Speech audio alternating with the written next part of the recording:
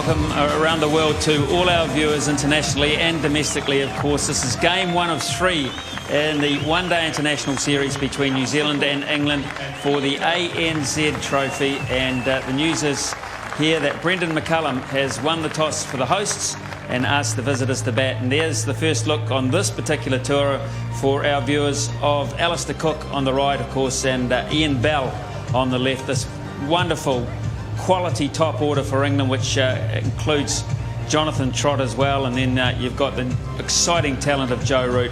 New Zealand have decided in a little bit of an overcast afternoon to have a crack at them first and give the new ball to McClenaghan and Mills and co. And it really is an exciting first half an hour or so in prospect. New Zealand will need to get early wickets, you would assume. So just confirming those lineups there, with New Zealand bringing in Mills and Ellis, Williamson and Watling, and then of course England bringing in Cook, Bell, Trott, and of course Swan and Jimmy Anderson. Graham Swan, what a spinner he's turned out to be. England favourites here, folks, no doubt about it, but they're going to have a good start. Starting for us, it'll be good too, over in the commentary box. Nick Knight from England, of course. Simon Dool, good afternoon, fellas. Afternoon, Smithy. Afternoon, everyone. Wonderful prospect in store here today. 80% full this ground will be by later on this afternoon, this evening, here at Seddon Park. Alistair Cook, captain of the English one-day side, opening the batting with Ian Bell, who is starting to fashion a very good record in one-day international cricket.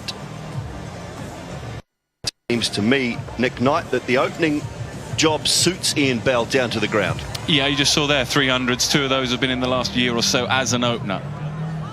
Yeah, he's a touch player, super player to watch.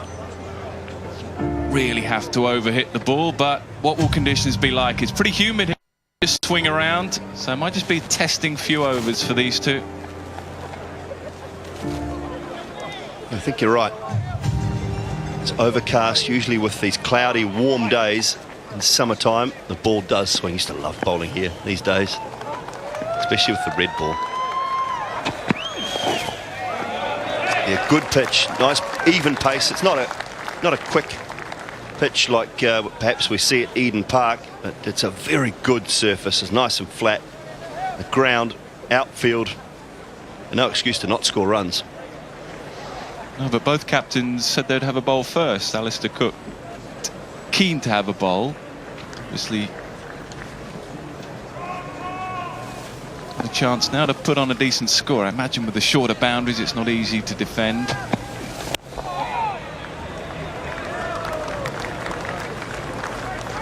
This is what it looks like. It's just got that nice straw colour to it. It's very flat. Always good, I think, to play a one-day international on a pitch that has been played on already. And this had the 2020 game on it, so it's just got any of the little demons that might have been in there. They're gone. And throughout this season here at Seddon Park in Hamilton, the pitches have been very good. You wonder why both teams wanted to bowl. I'll tell you exactly why. That's the outside edge. Team batting second has won every one-day international for the last 10 years. Until 2011. Well, come on then, you're a local boy here, you know conditions really well. Why? Because it's too hard to defend. It just comes on a little better at night. That one's just moved away a touch from Mills. Ball comes onto the bat better at night, and it's being a small ground, so difficult to defend the corners of the ground and the boundaries. No fear chasing 10 and over for the last 10. If you've got wickets in hand. So that's England's conundrum then, isn't it? They've got to work out as quickly as they can what a good score is, and then maybe just try and get beyond it because of conditions. Well, we're getting ahead of ourselves, of course. It's a long way off, but it's the sort of thing actually the opening batsman will be thinking about. Both these will be thinking, what is a good score? Try and get that back to the dressing room as quickly as they can. Gary Baxter then, one of our umpires today. Yes, Ravi. There's the other. A little bit of shape for Mills. Back into the left-handed Cook. Tight start, though. There he is, yes, Ravi. From India, of course. 6th one-day international. Just keep an eye on Kyle Mills here. That delivery gets to swing back into the left-handers. He's got his little off-cutter that he bowls. He just rolls his fingers across one, and that was the one that beat the outside edge of Alistair Cook's bat. It's a good delivery to Alistair Cook early on. Try and zone in on those pads. Top start from Mills. Good welcome back to this New Zealand side for him. None without loss after one. Been impressed with this lad, Mitchell McLennan. Doesn't just steam in, but he looks like he wants the battle. He looks like he loves a bit of chat. He looks like he's got good body language. A couple of slips in place for him. Will he get the ball to swing? Well, the first thing you'll notice is that he's not the senior man in the squad anymore, so he doesn't get to choose which end he bowls from, because he bowled from our commentary box end in the 2020 International. But, going to bowl into it today because Kyle Mills is back in the side. Cool, he's got away with that, hasn't he? Hey? Oh, the umpire. I like that from the umpire. First one, he'll there's walk a bowler, back past, aren't you? Yeah, I am. He'll walk back past S. Ravi and he'll have a word to him and say, God, he's got away with that. that. He's inside the line. Come on. He'll say, that's as close as you can get, Mitch. I'll give you that one. First ball. Brawl allowed a sighter. Well, he said, thanks, up. Good on you, mate. Thank you.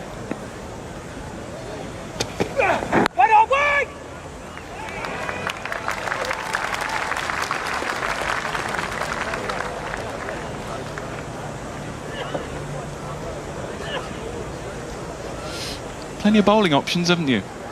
When I look at the two sides side by side, it's the one thing that strikes me. England have gone in with 5 genuine bowlers and they've got an option of route, whereas New Zealand, there you go, they keep coming at you. 5 seam options you've got, and what, 2 spin options if you're using Williamson.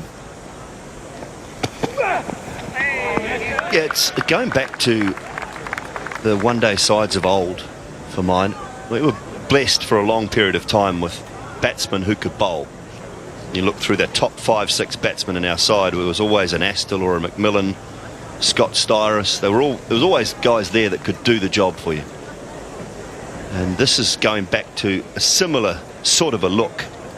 Elliott, Franklin, McCullum, Mills, Ellis, they can all bat.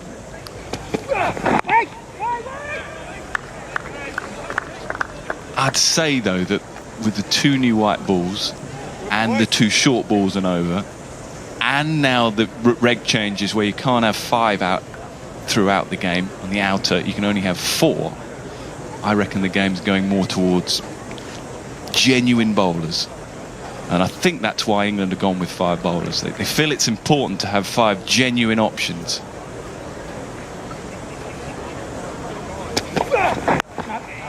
Yeah, it's a fair point, but I guess the one thing, all the bowlers have to be prepared to bowl 10 overs. If it's their day, they've got to get through them. But you do find in so many situations that on any given day, one bowler fetches. Just might not be your day. And then where do you turn?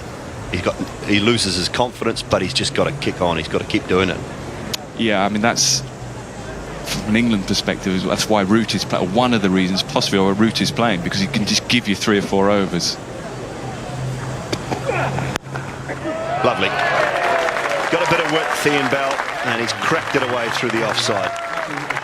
Yeah, England have been patient. They haven't had too much to hit so far. New Zealand have been good, but he's not going to miss out on that. 4 for no wicket.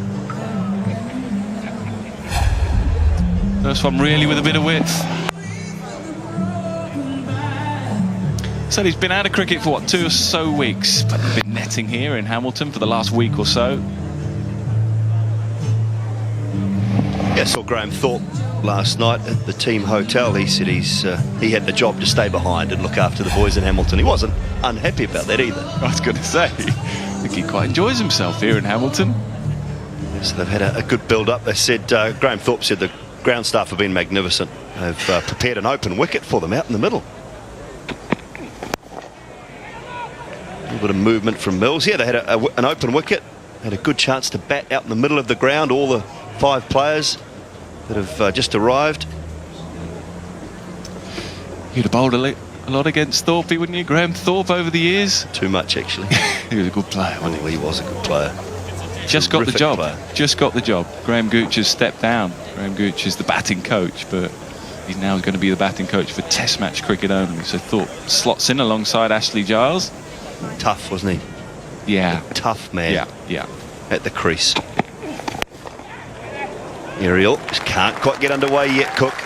This is good from Mills. Kyle Mills, first over, in and around that good length.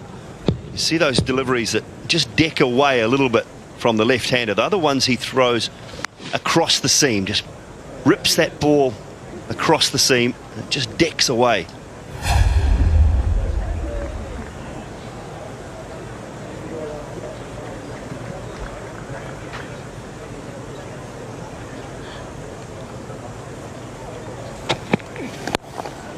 Get some width this time and full.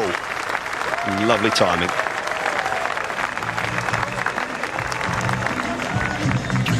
Yeah, both openers have been pretty patient, just waiting for anything loose. It's been in seriously good form, Mr. Cook, for what, about a year and a half, 2 years now, in both forms of the game. One days and test match cricket, so he won't miss out. He'll feast on anything wide. You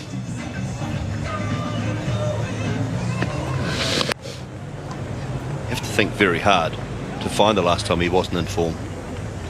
That's how good it's been every time you pick up a newspaper or look at the internet. He's scored runs in the last couple of years for England. Captaincy has been good for him, hasn't it? Yeah, he has been exceptional. He had a period just before 12 there. You could see there's quite a few, but it's just dipped off a little bit. He had got 100 in a test match at the Oval against Pakistan that he really needed. Many felt it was his last chance saloon for him. Whether it was or not, we'll never know, because he got 100. Then went on the Ashes trip and scored 700 plus runs and hasn't looked back since. Yeah, good appeal, but a bit high, maybe even pitched outside leg. Set too high. Brendan McCullum looking at Kane Williamson, who's at point, saying, how was the height? Look at this, where's that pitched? I don't know, maybe middle and maybe leg stump, sorry, but it's still high. Yeah, way too high. Yeah, good decision. Good decision not to review it too. But that's the line. That's the line to Cook. I'd say about getting into the pads. That one with the odd one that nips across him. It's the one that goes across him. Bar in the boundary ball. Pretty good. 8 without loss after 3. It's good length. This wicket. That's where you get the ball carrying through nicely. Oh, Mills, just one referral only. One review allowed. So pitching outside leg would have been turned down. The initial thought. So more than half of that ball has to be pitching in the light blue area that you see there. So straight away that would have been turned down. Don't worry about whether it was high or not.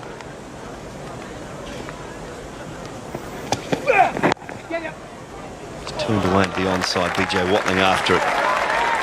His outfield is very quick, but he'll haul it in.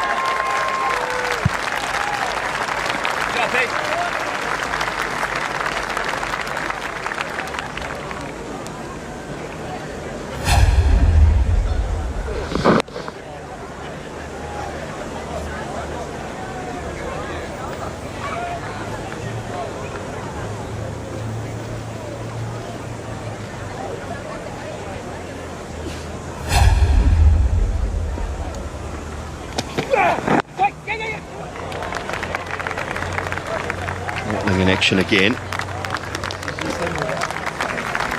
It's an interesting scenario this for New Zealand, with our test wicketkeeper BJ Watling in the field in the one-day internationals, and Brendan McCullum wicket-keeping in the one-day internationals. You thought just to get a little bit of time behind the stumps, BJ Watling might actually keep in these games, just so that he's feeling the ball into the gloves. It's quite a bizarre scenario, because Brendan McCullum himself is a terrific fielder. I find it all pretty confusing, actually, since I've been out here. I'm not sure who the best keeper is, where they should bat. McCullum should open batting in T20s. He's down at 5. Been opening in test match cricket. Well, I don't think he should open in test match cricket. Then Watling's here as a keeper and he's not keeping, but he is. I am totally confused. I think you've just confused everybody else as well. I know. It is. It's a strange scenario.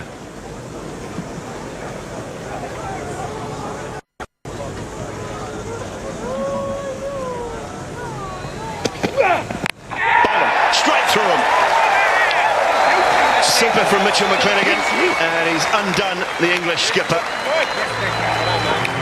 with a beauty. Yeah, that is a rare sight. Yeah, he hasn't played for a couple of weeks, and you may say he's rusty, but you're right, that is an absolute beauty. Whether it's just nipped off the seam or not, let's see. Just a little bit, yeah, give the bowler all the credit. Maybe the footwork could have been slightly better, but what a line, what a start for McClenaghan.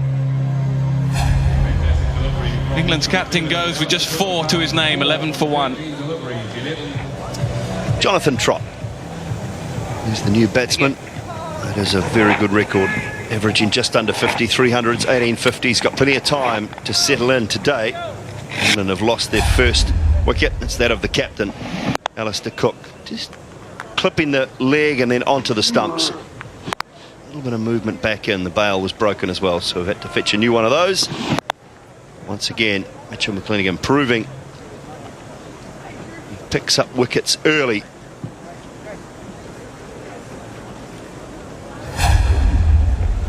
He's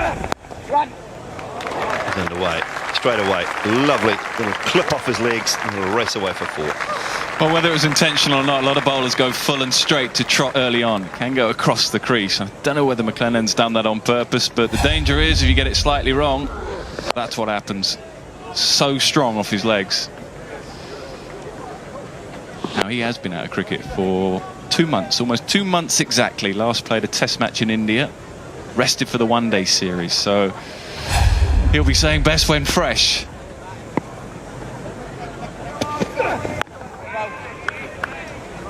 So wicket and 7 runs in that over, 15 for 1. Bell goes down the ground. Little shimmy, and that'll run away. A couple of bounces for 4. Yeah, I was talking to you just a moment ago about him using his feet. A little bit easier with the lack of pace, if you like, comparing McClenaghan to Mills, but that's a super shot.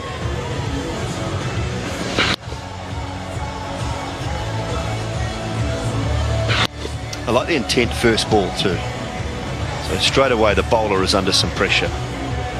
Hasn't waited till he's been bogged down in the over. Waited 2 or 3 deliveries and then tried to look for it.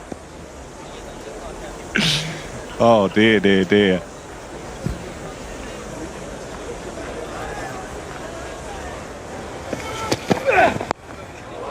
It's been picked up beautifully. Deposited over backward square for 4 more to Ian Bell. To tell you a little bit about that, Ian Smith, and he'll be joined by Craig McMillan. Thank you, Simon. Yes, just a few touches of Ian Bell at his best we've seen already. And this is his first outing on this tour. He's a player who's got immense time. It just makes some of his shot play look so effortless. He's used his feet to Mills. He knows how to pace an innings. He's so experienced. Nice adjustment too from McClenaghan. So he does go early in Bell. If he comes at you, he makes his intentions very, very obvious. But this is good. Look at the face as much as anything, the focus, the puffed cheeks.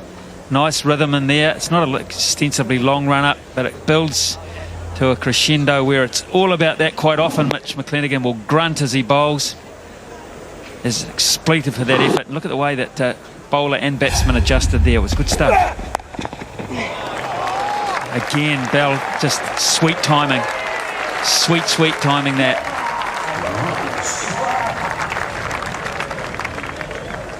Wow, this delivery, there was a lot of energy in this short ball. And look at the control from Ian Bell. Got over top of it, picked his spot. Plays the short ball very well, Ian Bell. Loves it when it's dug in short. Look at the control right out of the middle of the bat.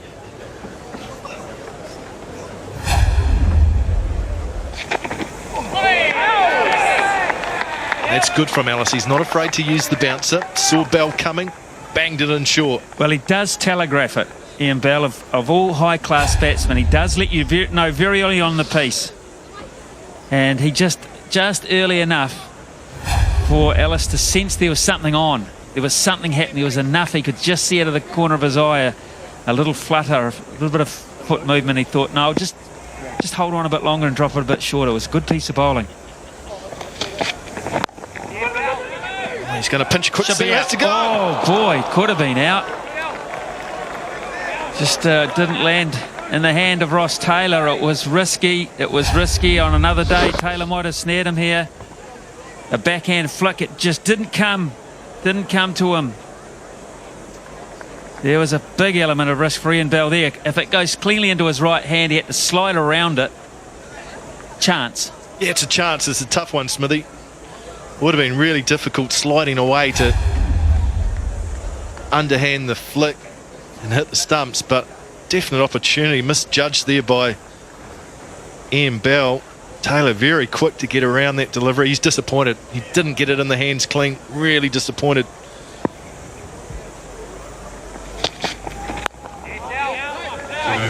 No run there, so a great start for Andrew Ellis. 10 overs gone. New Zealand have pulled it back to 33 for 1. Outside the line of off stump, so can't be given out. It was an interesting invention there from Ian Bell. Oh, he's looking for the reverse sweep. Got down in good position, well outside off stump, so never a chance of LBW. But again, maybe a wee sign that not really happy with how things are going. Looking for some different areas to access at the moment. It's going to land safely. It is after it's gone through the hands. Goodness me, hung longer in the air than I thought, and BJ Watling had a fair crack at it in the end. Oh, he's probably wishing he had the wicket-keeping gloves on. Had some ground to make up coming in. Got to take this. Got to take this at this level. 2 hands to it. Yep. Disappointment. That is bad miss. Gee, that's a shot. What a shot. Oh, that's magnificent from the guy behind Mitch McClenaghan. Good God, sign that boy up. I think he snaffled that. On his behind. Mitch McClenaghan lined it up. It's a beautiful flat pull shot. He hasn't caught this, surely. He's not even facing. Oh, he has. You're right, Smithy. Oh.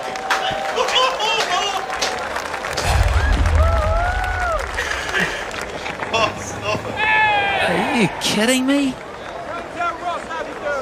What? Get his name.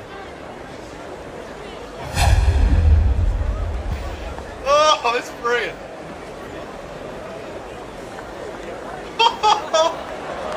See, BJ, that's how it's done, boy.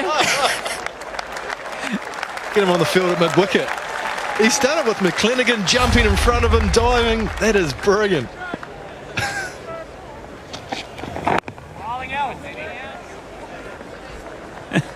The composure was sitting down on the grass and just... Like composure now. Look at that. Catch, buddy. Well done.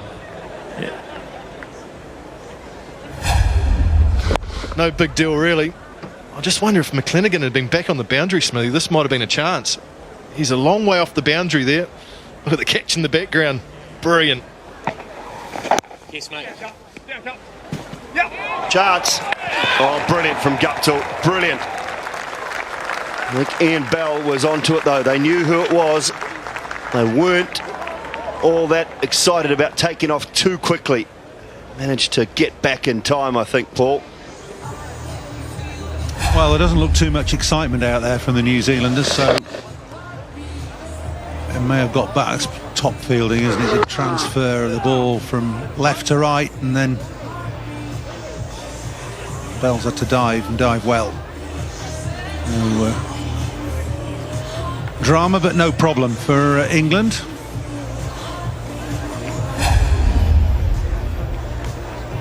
It needed a direct hit, and even then it might have been very close. That's him again, Bell. Let's hit him. Uncomfortable. Yeah, distinctly uncomfortable. Well, he intimated in the last over that Ellis was nipping the ball back. And he certainly nipped it back there. Right in the unmentionables.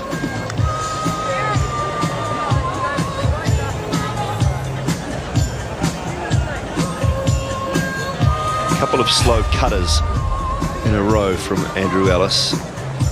From 126 Ks down to 115 for the last 2 deliveries.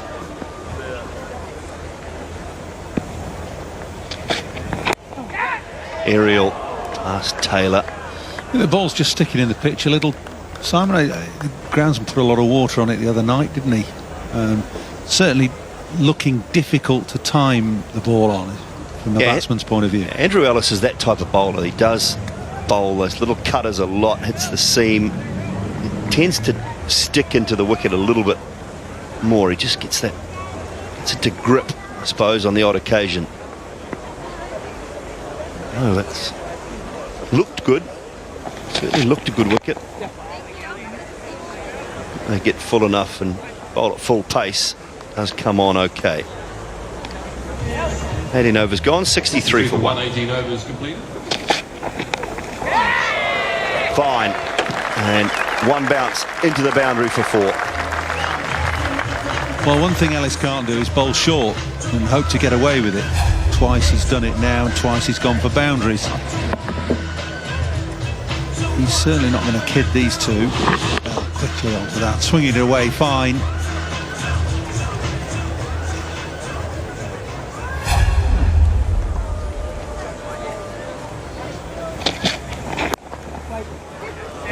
Looking. Good work from McCullum to get back around and prevent that one. Yeah, Andrew Ellis will get away with that at first class level. Players aren't quite good enough. Get back and hook him, but not at this level. No, not here.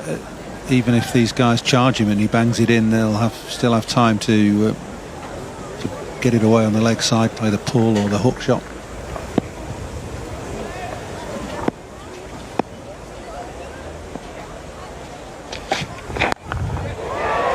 It's over top of mid-on. It'll be 50 up for Ian Bell.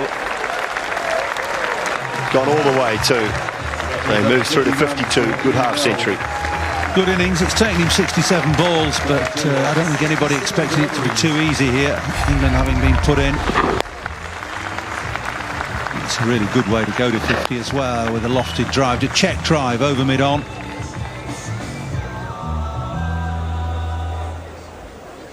Five fours, 2 sixes in this half century so far for Ian Bell.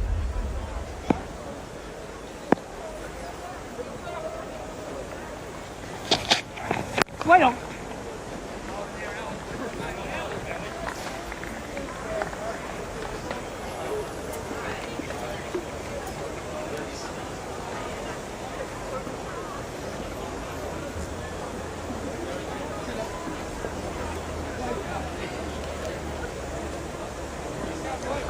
England will want Bell to be the backbone of the innings now. Simon, you were saying he should bat on and bat through. He's getting troubled by that nip back. He's going to have some bruises in the morning. It's the same place again, isn't it? It's easy to sit up here and laugh about it, isn't it? But there he goes again, just that little cutter from Ellis. Back, where is it? Oh, not quite the same place. Not quite, but it's nicely bowled though. It's bowled with a bit of a flick of the wrist rather than a cut of the fingers. So difficult, obviously, for Bell to pick. He's done it quite a few times now, and Bell been defeated by it. Yeah. Just cut it off. Go. Pick up a couple. It's a good over for England. Good, mate. 12 runs coming from it. 77 for 1. I think Nathan McCullum's done a good job. 5 overs, none for 16. They've tried to get him, tried to come at him. They've tried to reverse sweep him. So this has been an impressive start for him. Oi. Yeah, and I think the reason why he has done a good job is these new rules where you must have 5 men inside the ring, and mid-off has been up the whole time, and normally straight down the ground is an area where batsmen look to target, play with a full face.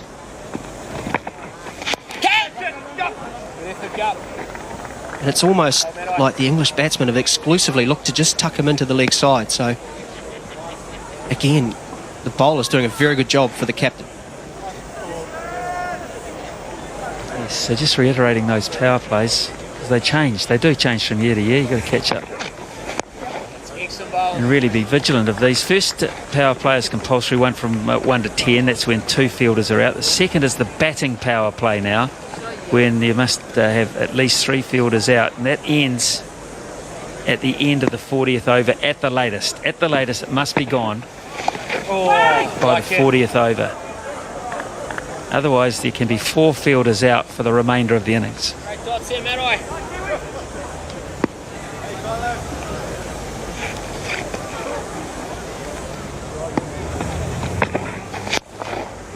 Along with, of course, 2 new balls. So they're throwing the bowlers a bone, if you like, and saying if you're good enough to exploit the new ball, then there's an extra ball, whilst bringing their fielders or an extra fielder into the ring to try and, I guess, explore some bigger strokes. Which means, of course, that's a terrific shot. Mid-off is up. Scott Storris has just pointed it out. Get straight of him. You do it well. They don't change the ball after the 34th anymore. 92 for 1.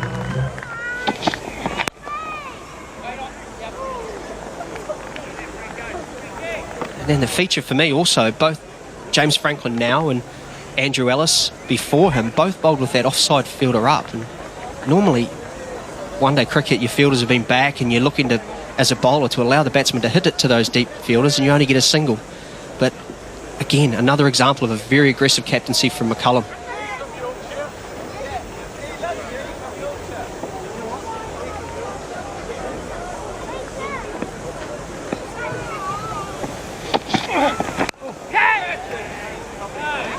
Really good slower ball there from James Franklin. Pulled it back to 105k, and Bell did well to get out of that. There's a further illustration of the improvement of James Franklin over the last 12 months or so under the new captain. Is that slower ball of his, he used to just roll it out, and there wasn't that deception, but we've seen over the course of the 2020 series and now the first couple of overs here, he does actually fool the batsman with that slower delivery.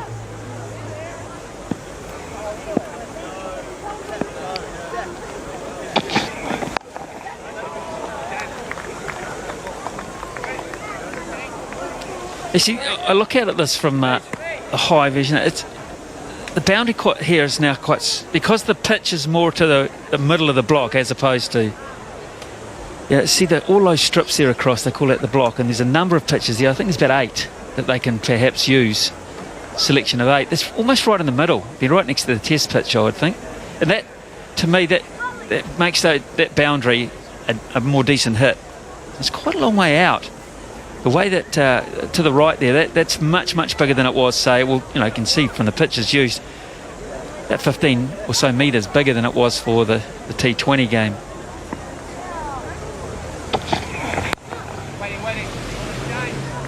That we saw in the HRV Cup. Of course, this pitch was used in the 2020 game the other night, but it's just, I'm sorry that there isn't room for it in the test venues. I love Seddon Park as a cricket venue, and I'm really sorry there isn't room for it. Yeah, well, it's my home ground, so I can't disagree with you there. I think it's one of the 2 genuine test venues we have, and you're right. I mean, most of the other venues, they have the drop-in pitches and there's no block where the ball can bounce off and hit to the boundary, whereas here, big square block. Look for 2, they won't get it. McClenaghan's got a good strong arm in there. Yeah, I suppose 3 test series, you've got to mix and mingle and throw them around the country, and certainly they've done a lot of good work down in Dunedin as well, and they deserve a reward for that. And cricket does need to be played, international cricket in the South Island. There's little doubt about that, so I can see the reasoning. Just hope that Eden Park fronts up in its best light. That's the one under pressure. Yeah, I do think it's great that we have 3 test match series. New Zealand over the years has been reduced down to 2. That's an edge, and Bell's on his way. Franklin has done the job and broken this partnership, realising 84 runs, and Ian Bell, who is looking better and better by the moment, is now looking to go back. Fantastic bowling from New Zealand. Again, something had to give. New Zealand's bowled great lines and lengths. Franklin forces Bell to be very aggressive and perishes through the mistake. New Zealand have done well to keep England to 95 for 2. Ian Bell leaves for 64. So enter Joe Root, who we've heard so much about.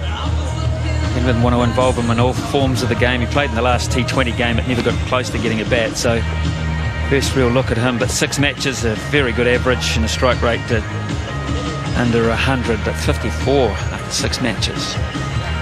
Yeah, I spent last Northern Hemisphere summer in the UK, and there was a lot talked about Joe Root. he had a pretty decent season, and they've decided that he's the man, and they've put him in, and he's certainly repaid that faith. I'll be interested to see the plan from the McCullum brothers here, just to have another look at the demise of Ian Bell. It might have just held up a little bit on the pitch, but he was playing very freely, wasn't he? He was never to the pitch of the ball, so he was sort of in no man's land, and McCullum-Franklin duo did the rest. Now, extra pressure going on Joe Root. A lot more players coming inside the circle now. We've got 6 there for the New Zealanders, and the job of at least 2 of them is make sure Root does not get off strike easily. And he will pick up a boundary, I would imagine. Watling wants to charge that down. So, yeah, a little bit of a false shot, but he profits. And 100 up for England. He'd certainly take this a little bit short and a little bit wide. Probably just look to dab that for 1, or if he got it well for 4, but he'll take that, I'm sure. And England's 100 comes up in the 25th over.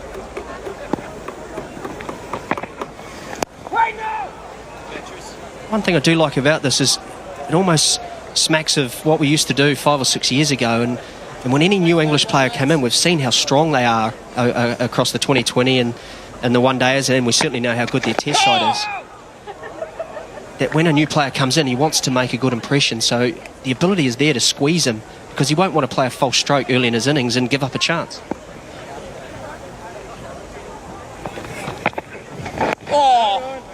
Well, particularly with Trott at the other end, whose strike rate at the moment is still hovering around 50. I mean, and you can get some cheap overs here if that is the case. So always pressure on the man coming in.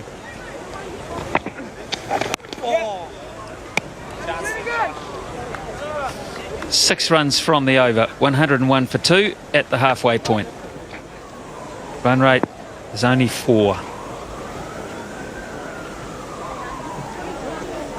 It's almost got itself back down to a 2020 type scenario where on this ground anything around 180 in a 2020 game is about par. So if England can get through with only 2 down to the 30 over mark. I don't know what that came off, but it'll come for 4. So whether yes it is, it's leg by's evasive action. James Franklin in a way would be quite happy about that. Wouldn't happen very often to him. No, it's two bounces in a row. It's got through him a bit quick. It's good signs for New Zealand there. Well, we know England are going to bowl short at times too, so they won't mind that there's a bit of bounce in the pitch. So 4 free runs for England there.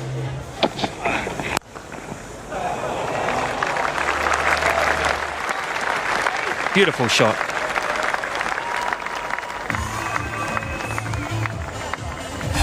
One of the very few times a New Zealand bowler has allowed an English player some width. Jonathan Trott, even though he's not in his best form, still very much good enough to put that away. Even though a slow ball. Another one from James Franklin.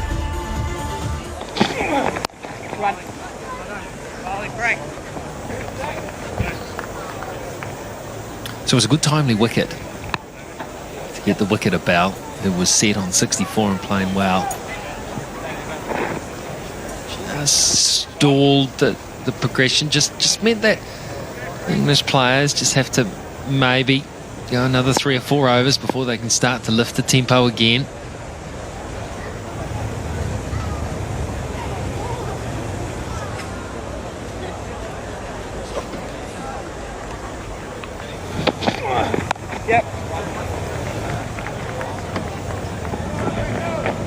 Turned away nicely. Talking to Paul Allett earlier, right? Said around about 130 with 20 overs to go. England will fancy getting 260, 270 with 8 wickets in hand. Got the power to do that. Got the batting power play, of course. Well, Wasp reckons 263, which is a pretty good total. Wasp really does show that wickets in hand are the key. And also, when you look at the Duckworth-Lewis, which a lot of people fail to understand, wickets in hand are the key there too. That's nicely played. No boundary rider out there. Yeah, there you go. There's the immediate effect of having had 5 people inside the circle. Normally, at this stage of a match, you would expect a boundary fieldsman to be right on that spot. That'd be a single.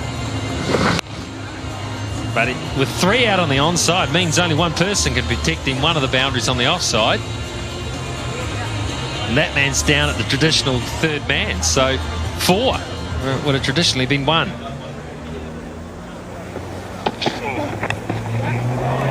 Oh, that helps. That's just a little fine tickle as well. Missed his line there, Franklin. This is a good over now for England. He's done a good job to pick up the wicket. Back-to-back boundaries certainly help. Wait. 132 for 2. See, New Zealand's very good in the early stages of the ball.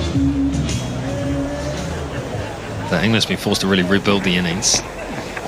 Well, not rebuild the innings in terms of, well, this is through the gap as well. So 2 examples there of where there's extra room around the boundary with these new rules. Yeah, also just a bit of width from Kane Williamson. He's trying to cut down that offside. Trying to say, I'll only allow you to score runs on the leg side. So I'll have a very strong leg side boundary rider. So he's got to bowl straight. Can't afford to give width. And just continuing what I was talking about, rebuilding the innings. It's more a case of probably building the strike rate, the scoring rate throughout the innings. England decided to play pretty conservatively in the first 10. They've obviously gone for the wickets in hand method. I think they're in a pretty good launching area here. I think they're set up pretty nicely.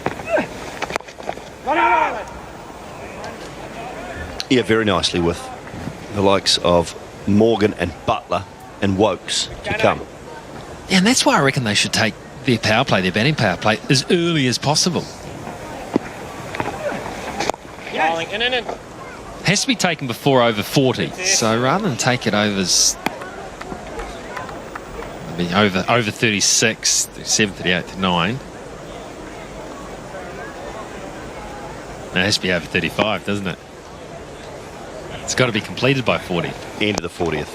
End of the 40. There you So go. it's fine. 36 to 40. Okay. Rather than take it there, I think with the hitting power they have, and if these guys are in, I think they should take it now. Yeah, I think they've allowed Joe Root time to get settled in. He's 19 from 22.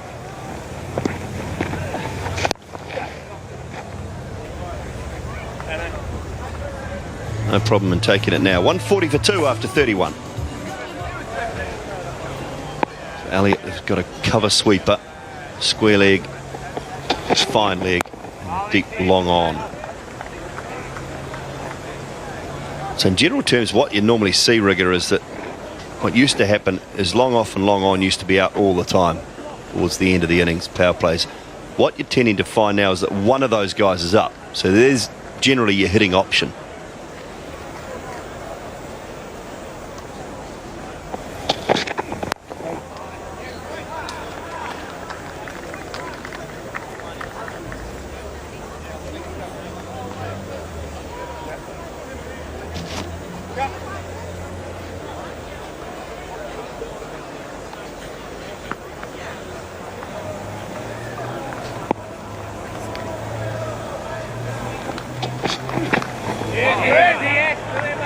Clever bowling.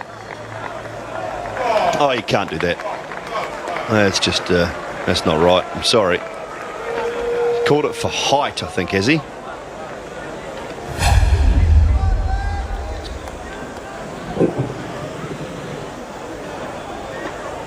So it wasn't for width, he's called it for height. And he got the call from the square leg umpire. And in the end, probably right. Thought he'd widened him for being too wide of off stump, which was wrong, but Gary Baxter, I think, probably got it right, so I'll take that back.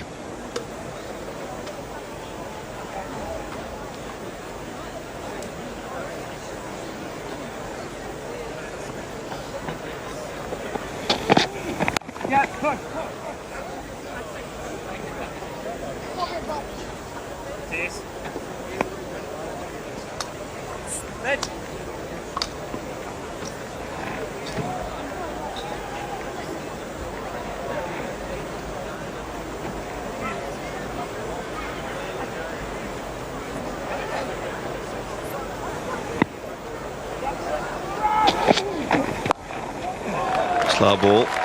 It's put away for 4. Not a good finish from Grant Elliott. And Jonathan Trott picks up another half century in one-day international cricket. 50 partnership comes up too, and it's 147 for 2 after 32. How consistent is this bloke? He averages about 50, doesn't he? He averages over 50 in one-day cricket.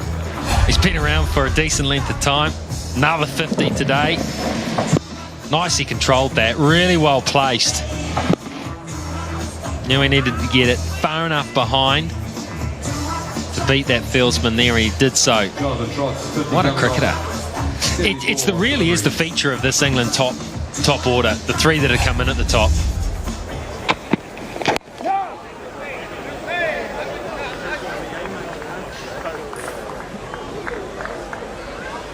Smithy, the batting power play confuses me because captains are just prepared to let it go through to the 36th over when mandatory they have to take it. You got 5 overs where you got extra fielder up in the ring. You're only 2 wickets down. Surely you attack. Look to put the bowling side under pressure.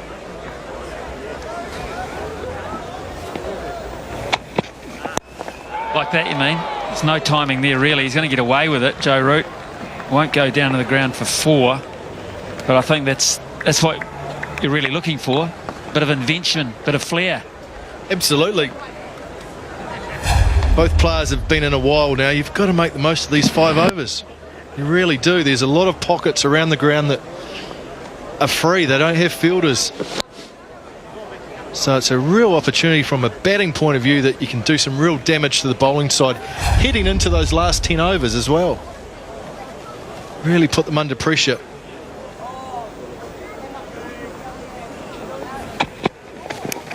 That's out. Nice and close into the body, and yes, a little nibble there. No problem at all there, carrying through. Mills has a wicket. And this partnership has, well, what's it come off if it hasn't come off bat or glove? It looked pretty good to me. Yeah, maybe the arm. He seemed pretty confident, didn't he? Joe Root went straight upstairs, didn't even talk to Jonathan Trott. So let's have a close look at this. Front foot's fine from Mills, no issue there. Let's see if maybe it's missed the glove, just hit the back arm. Right, has it gone above the glove and hit the back arm, hit the wrist? It just looks so good in normal time. It sounded good. Has it gone above the glove? Has it clipped the glove? Hard to tell from that angle. It's gone past the glove, so it's at the right height to make contact with the glove. What about this one here? Will that tell us? Oh, gee whiz, I reckon that's hit glove. Doesn't it?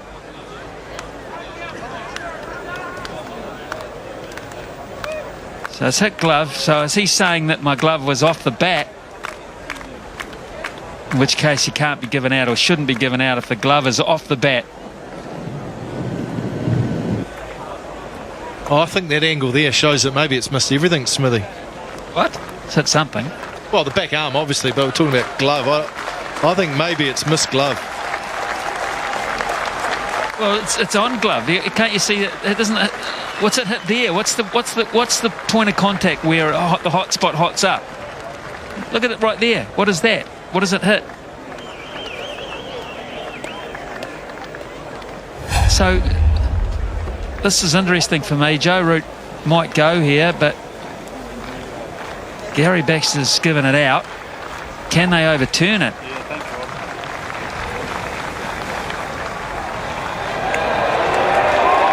He's turned it down. So Joe Root's done exactly the right thing, but it's a very interesting one. He can only go on the basis that the ball hit the glove when the glove was off the bat handle. That's all he can go for. Well, I don't think it's anywhere near the glove there, Smithy. I reckon it's missed everything and hit the back arm. A hot spot, Craig. Oh, I think hot spot is actually the palm of the hand coming off the bat. Look at that. That's nowhere near the gloves, mate. Look at that bottom hand. Well, nowhere near it. Where's the top hand? Yeah, it's missed the top hand. There's a gap. Look at the gap between glove and ball. So what is... How's that hit the glove? Okay, well, let's go back to the hot spot and I'll beat you in this. Sick of that. What from side on, what has hot spot shown it's hit? Like I said, I think it's the palm of his hand that's come off the bat. So that's hot? It's created, yeah. You're gripping tight of the bat, look. Oh, that's what I think it is, because on the down the line view, the ball was nowhere near that. Nowhere near that area. But it's gone past that area. Oh, it's an optical illusion.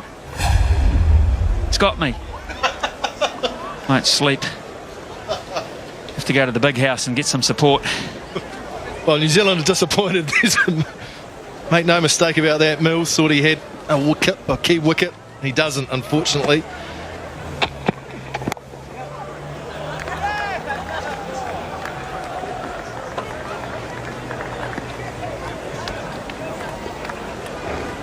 It was interesting, wasn't it? Each replay sort of gave you a different view and a different opinion.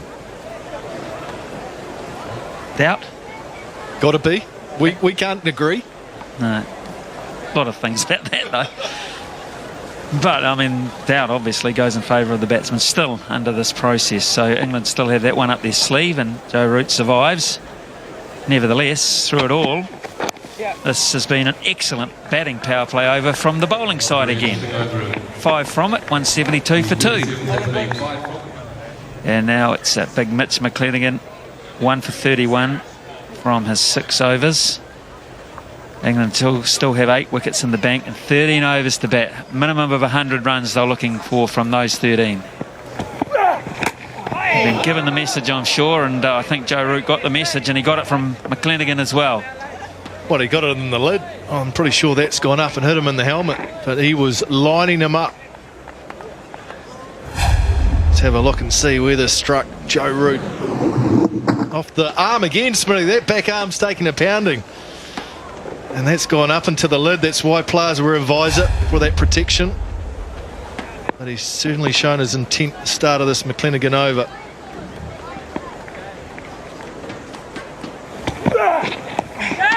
Over the top and down for 4. The old scoop shots coming in. We're in 2020 mode as England charge towards a very big score. Clever batting from Joe Root. This time it was a slower delivery from Mitchell McClenaghan. Just had to scoop it over the top of Brendan McCullum.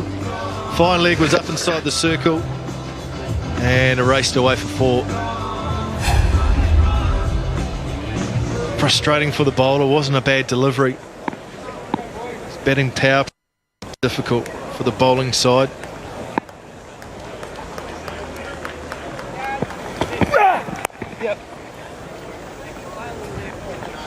It's been an interesting innings, Smithy, from England. It's just sort of gone along at a sedate level. They're going at 4.5 and over, but they're set up to score 300 here. If things go well in the last 12-13 overs and a couple of their hitters come off, they're still going to get 300. Watch, with the way they've played, you wouldn't have really picked. Well, we've had a diet of 20 cricket, that's why. And we're just so used to 4 or 5 and over not being enough. It's being a pour over batting wise, and so we've, I suppose, all of us, spectators, commentators, a lot, they've got to just readjust our sights a wee bit. England, it's no panic. I mean, there's certainly an upping of the ante here, but there's been very little panic in their innings, and you know, they've only lost 2 wickets as a result, so they still have a really good base to smash it. Well, it's not in the nature of Jonathan Trott. I think Simon Doyle mentioned that he'd probably prefer that he wasn't still at the crease at this time. And you can see he's trying his best to get the ball through the infield, but it's just not in his nature. There's better equipped players in the lineup to come out and actually make full use of these batting power plays. Trott's trying to move around and give himself a bit of space. New Zealand's point of view, they probably want to keep him in so that the likes of Morgan, Butler can't come in and do damage.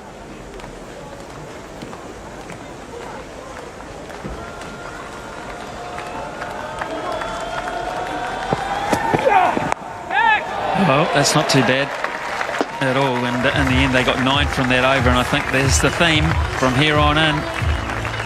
New Zealand now will start to feel the heat a wee bit. 181 for 2. He wins that one. But that's what they're going to do now. They're really going to charge. Brendan McCullum might have to think about perhaps coming up to the stumps. Big call, I know, off Mills. that is what England are going to do. They're going to charge in, they're going to get around the crease, and they're going to try and hit 1 or 2 boundaries every over. Well, Kyle Mills has both fielders mid-on and mid-off up inside the circle. So with those 2 men straight up inside the circle, he can't afford to be too full. He wants Joe Root to be hitting the ball to the bigger boundary square. That's good bowling, really good bowling. Just bringing his length back so that Root cannot hit the ball down the ground with those 2 fielders up inside the circle. Got to be careful that he doesn't give him too much width, because tell you what, a top edge there could have gone anywhere. Got to be so specific in your game plan when you come to different periods in the 50 overs, and your margin for error is so small. Execution has to be perfect. If not, you're going to go the distance.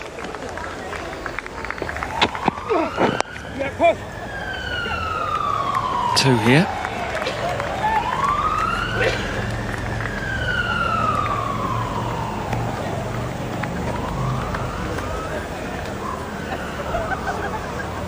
Talked about the small boundaries at Seddon Park, Smithy. Just 2 sixes in this England innings.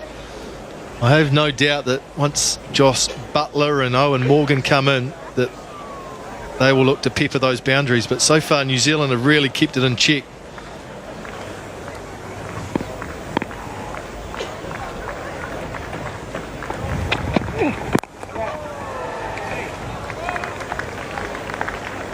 That's really good stuff from Kyle Mills.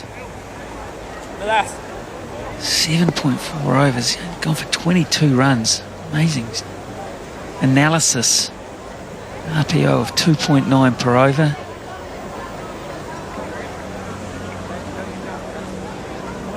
No, he's done a wonderful job. Doesn't have any wickets to his name, but he's only been going at 2.9 runs per over, which in these conditions, with the way England have played, has been outstanding. No surprise that Brendan McCullum has gone to Mills as the most experienced bowler in the batting power play.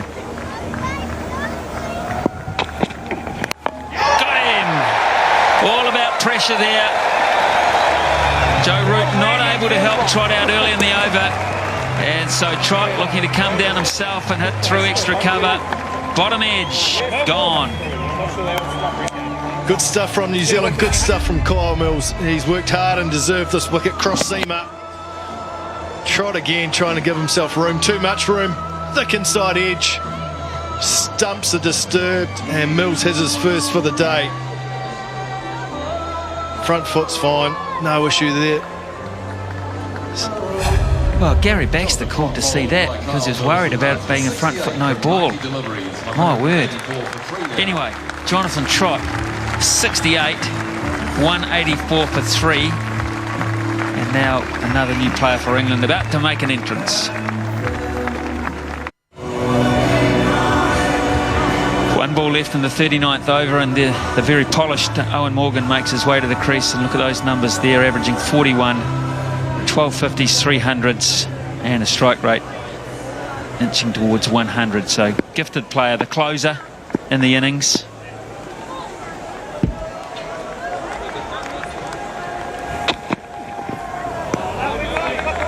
$39 gone, 11 left, 184 for 3. Last of the batting play power overs. Batting power play overs, that too.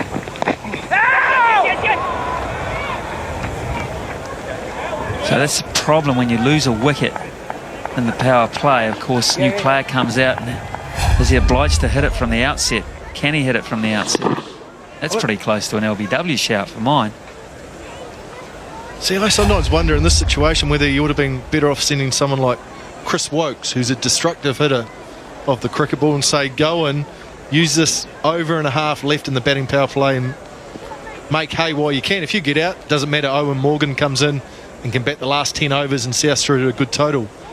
Morgan's going to take his time just to get his eye in, and by then the batting power play will have finished. So, yeah, I think it can be done differently, no doubt. Ellis getting one to go across him there. That really went. Top class delivery. It's gone a long way from Ellis. Just kept going. Morgan followed it. Look at where Brendan McCullum ends up taking it. Just jagged a touch. Lovely shape to the left-hander. Really good deviation.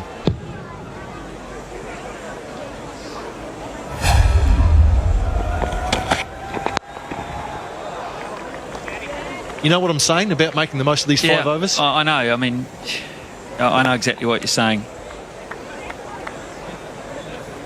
Pretty hard to tell a guy like Owen Morgan you're not equipped to play at this point, though. I know exactly where you're at. Well, it's good from a New Zealand point of view because they've kept the damage down. They've done really well. Brendan McCullum will be more than happy with how this 5 overs has gone. That's hit a gap.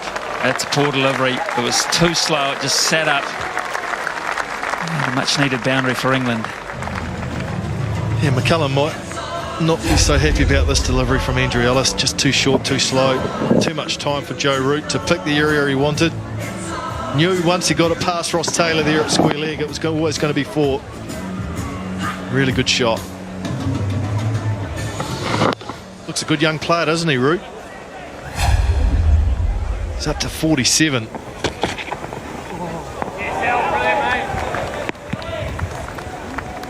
Seen a lot of the English batsmen today prepared to use their feet, try and get down the wicket at the New Zealand bowlers. Yeah, he's played really well. 47 from 54. Good strike rate of 87. Comes in at number 4, such a crucial position in any batting lineup. And he's played well, the youngster. He's still got a job to do here. Got to forge a partnership with Morgan. Get England up to that total of around 290, 300 that they'll be after. Wait.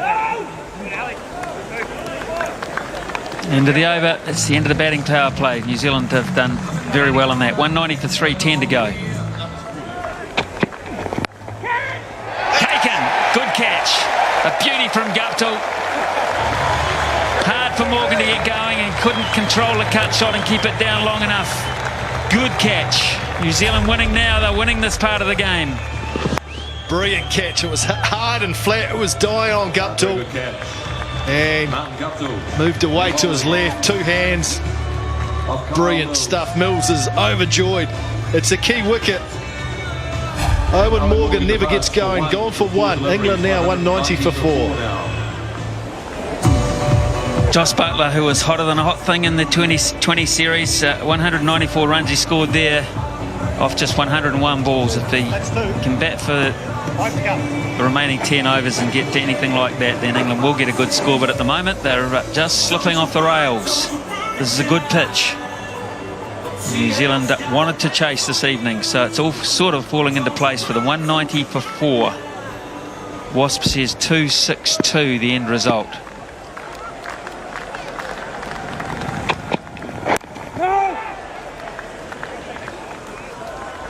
Well, Mills has been outstanding today for New Zealand back in the one-day side. Scratched my head a little bit as to wonder why he's not New Zealand's T20 side. Excellent catch. New Zealand's fielding at times has been shabby throughout this ANZ series, but Martin Guptill, one of the better athletes in the side, that's a great catch. Low and hard to his left, makes no mistake. New Zealand are going to need to do that right throughout this series if they're going to compete and stay with England. Can't afford to be giving their players 2 chances.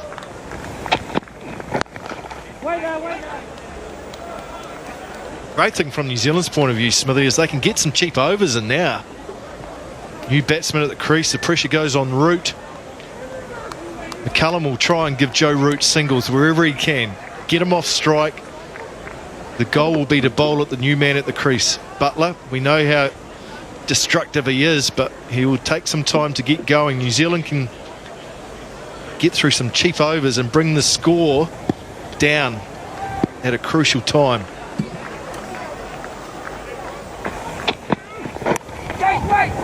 Taylor does well at slip. McCullum does well to have one in there.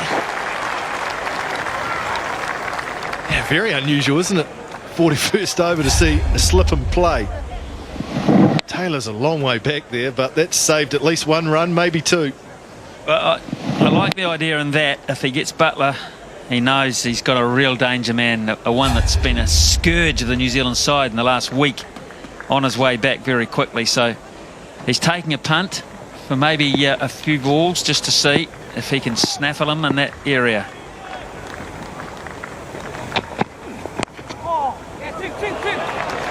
Beautifully timed. McClenaghan, sprawling save.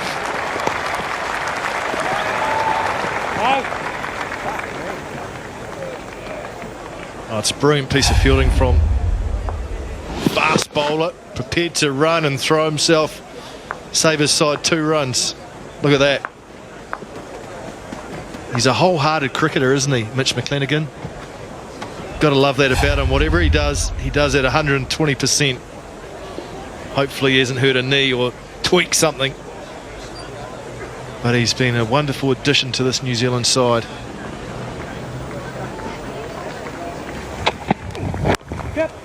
Butler will keep the strike, a wicket, and just 3 runs in the over. 41 overs completed, 193 for 193 for 4.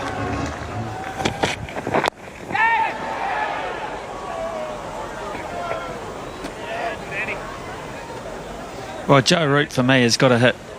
He's been out there a long time now, and it was his partnership, which was pretty low key with Trott, that really never let England get away.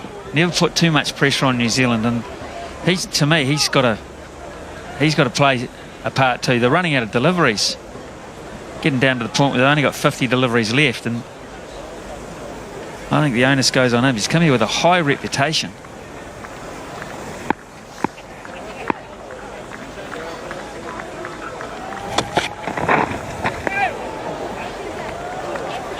I remember you're talking about an inexperienced player, Smithy. He's only played 5 one-day internationals, so he's new into the team. Feel under pressure for his spot in the side. Will want to make a contribution, and he's got through to 47, but really has to set things up nicely now and going to continue on. Pretty good start to that international career. Oh, the bloke at the other end is only playing his 4th. The couple there. Butler's only playing his 4th. So this is a hugely inexperienced batting partnership as such. It is. New Zealand have to take advantage of that as well. They can pick up Joe Root now too. Gee, that puts some real pressure on that England lower order. 50. So it's been a nice knock. That's the best way to sum it up. Not devastating, not brilliant, but nice. Yeah, the youngsters played well. Came in at number 4, and he's done a pretty good job. Nicely glanced to bring up that milestone. Now he's got an important job to oversee.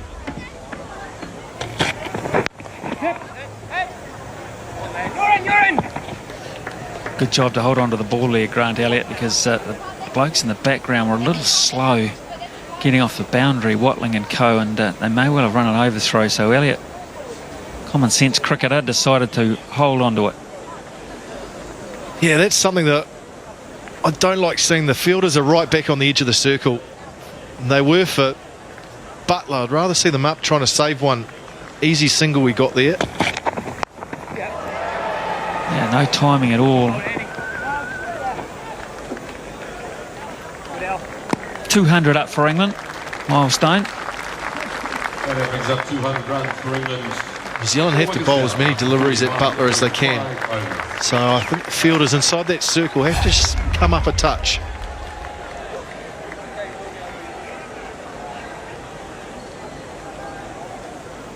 Just the 4 boundaries in that innings from Joe Root, but lots of singles on the onside. Very strong on the leg side. He's played well. Yeah, this has gone high over the top of mid-off. Has it gone all the way?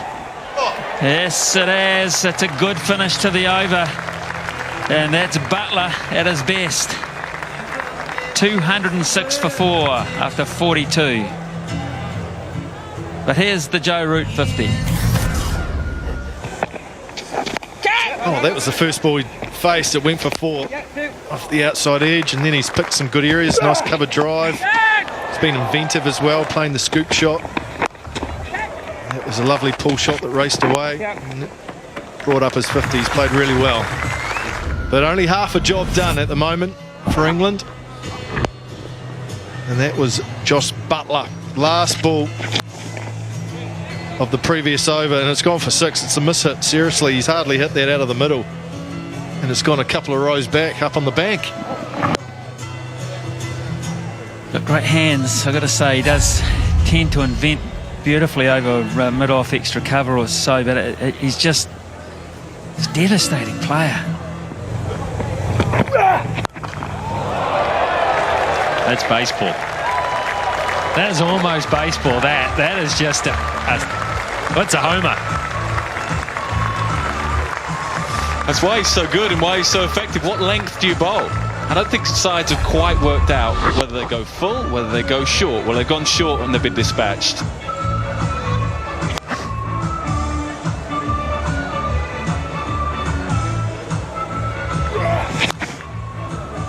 Just need to get higher, McClenaghan there. Just dispatched it, didn't he? When you have a look at the makeup of that English batting lineup as well, it does say very consistent top 3, or Root's made up top 4, and he looks to be a good accumulator of the ball. They're the engine. Churn it out, get through to overs 40, and then you've got your T20 players that we came to recognise. Morgan, Butler. They're the hitters at the end. That's the plan for Cook, Bell, Trott, Root to bat a long way. Morgan, Butler to do the damage at the end.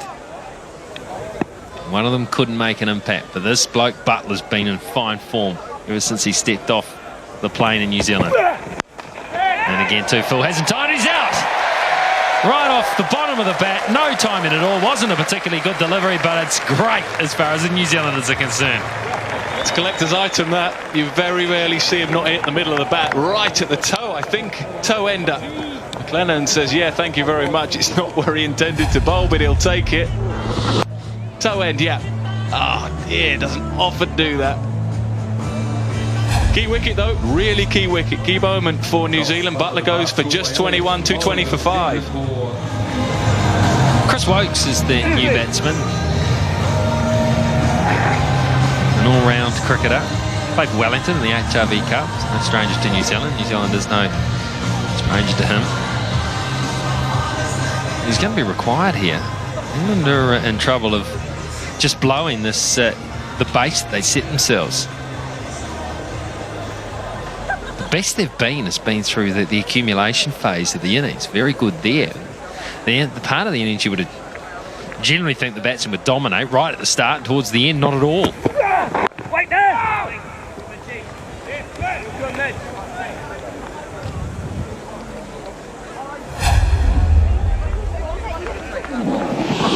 Tried to bowl a slow ball. Came out very full. Came off the bat even worse.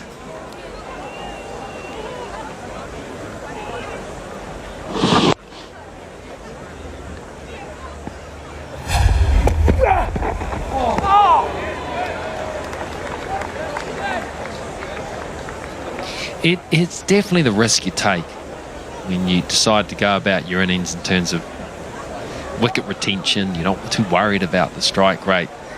You always take that risk that the minute you want to start upping the ante, you start losing wickets and you just never quite get where you want to be. England's approach is very formulaic. Wait there! It's a good one. 225.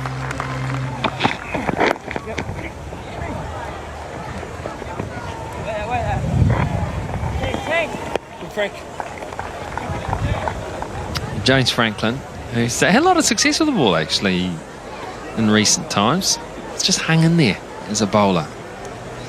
And some quite telling spells for New Zealand. He's coming round the wicket, or left arm round the wicket, with his offside field up in the circle, so only third man on the offside protecting the boundary. So he wants to encourage the batsman to play through the onside. That's where his protection is, with 3 men out on the boundary on the onside and only 1 in the inner circle.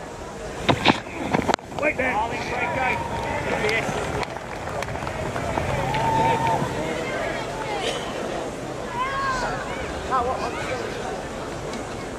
So his plan here is to take the offside out of play as much as he possibly can. Big opportunity this for Wokes. No Bresnan, Tim Bresnan at home, getting a shoulder sorted out and an operation on it. So you'd expect him to come back into contention. No mug. You said no mug with the bat. Good with the bat. We expect to bowl the best part of his 10 overs. So that number 7 slot that he's occupying in this game is probably the only position that's up for grabs come Champions Trophy in a few months' time. I think Butler will keep the gloves and stay at 6. Peterson will come in for, well, good question. He'll come in probably for Root. And the 4 bowlers, the bottom end, will stay. Straight through him, another one tries to lift the score in, and another one goes. Very good from New Zealand. They were under the pump when Trott and when Root were going. Just held their nerve. McCullum has switched his bowlers around. He brings in Franklin, and Root just cannot quite finish the innings. He's played beautifully. He played really well. He set it up, but he hasn't finished it. So, score of what, 290 looks to be way less. Root, good innings, exceptional innings from the young man. 56 to his name, 222 for 6. Stuart Broad comes out to the middle. Not the captain in the ODIs, just the T20 captain. So less to think about from his perspective, but lots of work to do here. He needs a contribution. Wait there. No. Go. Frank, go.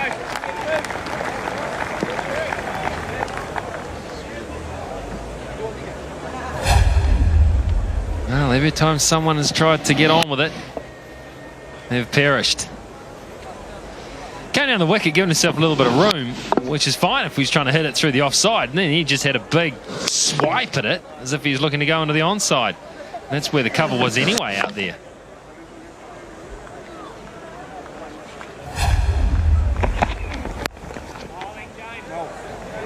2 handsome strokes, but no runs. 222 for 6.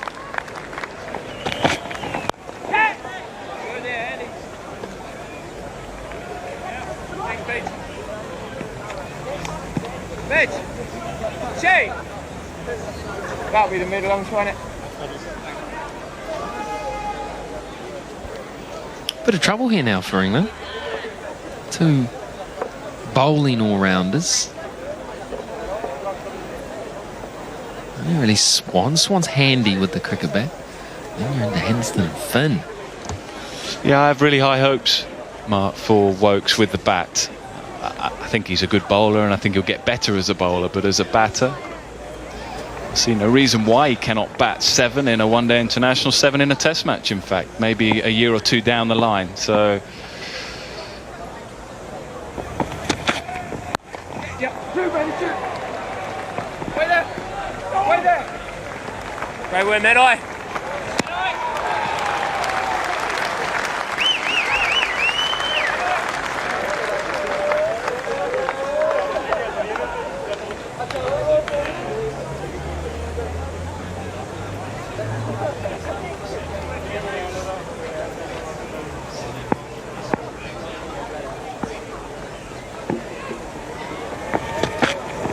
Wait there.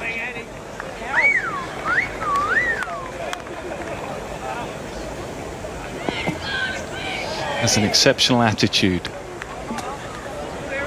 Chris Wokes, someone who wants to learn, someone who's constantly talking to players, trying to improve every asset of his, or part of his game. With him at Warwickshire when he was a young lad, just an academy player, really, just coming through the ranks. Good shot. Very good shot. Mid-off was up.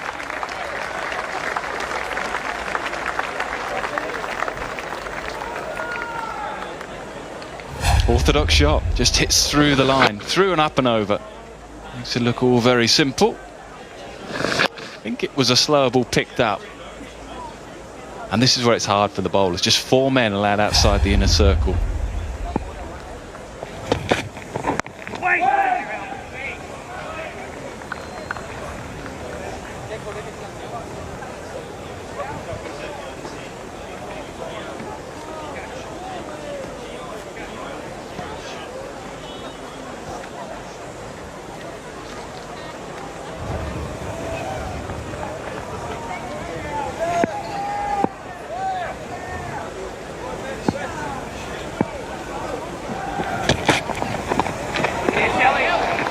Pretty tidy over in the end. 1 boundary from it, but only 6. 228 for 6 now. Hasn't hit it. Hasn't hit it. It's gone straight up in the air. McCullum will take it. He'll swallow it. Yes, he will. Yeah, simple enough for McCullum. Just the pace, extra pace. He's been really impressive, McLennan. 3 to his name now, and this is not what England needed. You're right, Mark. They're going to end up way short here.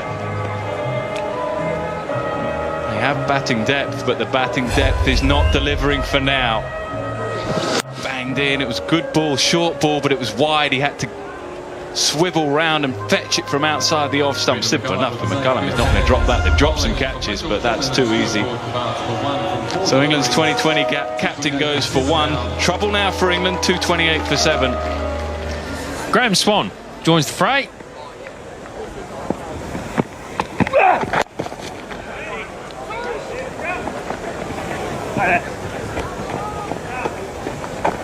Good Martin.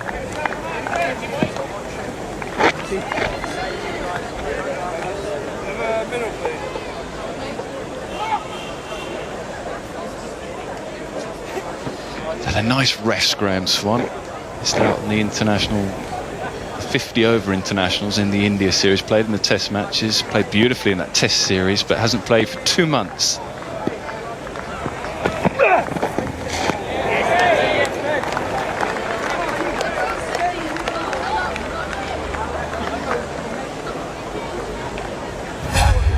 Done the homework, your lads.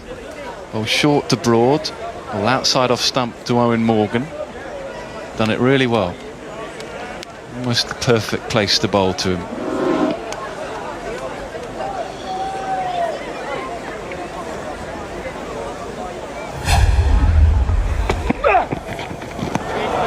Oh.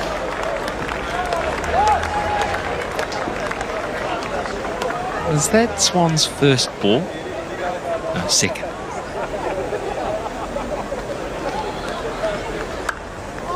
Say, I think you can't be out on the first ball.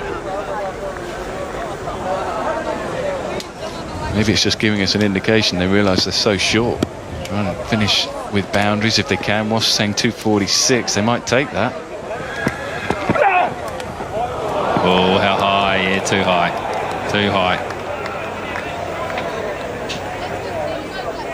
No problem with trying to use his 2 bounces up. Been effective, and I think he should. Especially to the tail enders who aren't as comfortable with the shorter ball. Now, I might not be worried about it hitting them, but they're not as good at scoring off hooks and pull shots as batsmen are.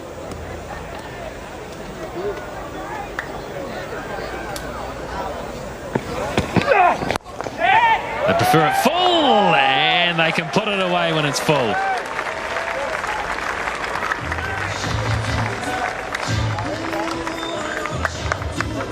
Well, he is a good striker.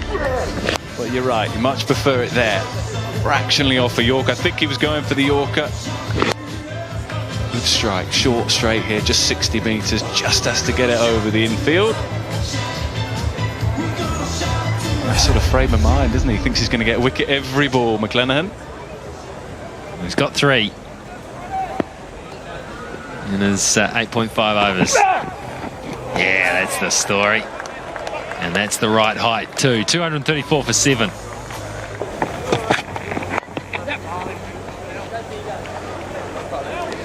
Just shown there, the last 9 overs going for 53. Just prior to that, the power play over was set of 5 overs, 27 for 1, 3 fours. So you put those two stats back to back. Let's begin to see where England have struggled. Well, as it went into the power play over, I can remember saying to Simon Dill that this will be the difference between England getting 270, which they were set for 270, should have dawdled to 270 and 300. Now they'll struggle to get 250.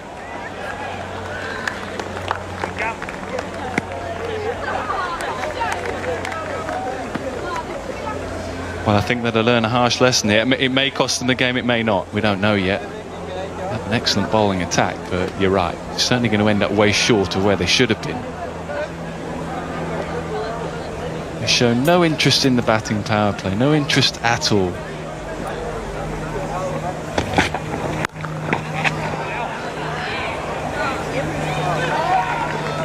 Go, Bell.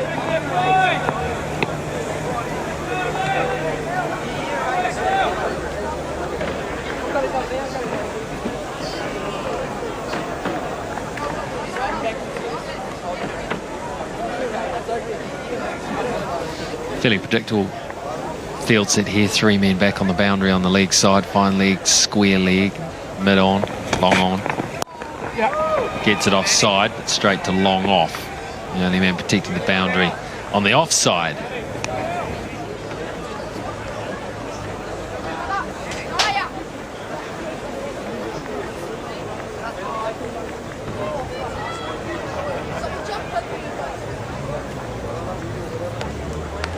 He's going to make a change now. He's going to bring fine leg up into the circle and push a man out to deep mid-wicket. Cow corner. Tailenders love cow corner.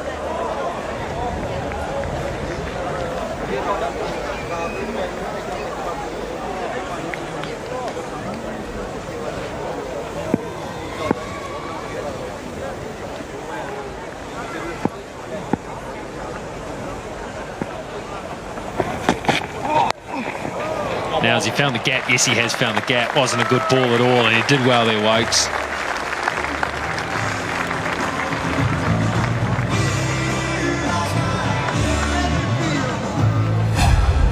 No ball as well, I think. So, yeah, above waist height. You can just see there, helped on its way. Simple as you like. England need a really good finish here.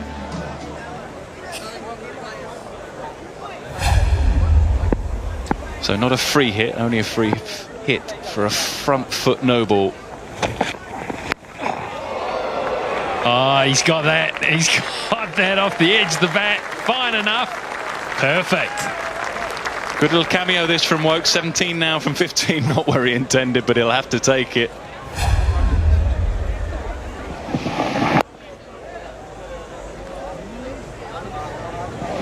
There's a slower ball.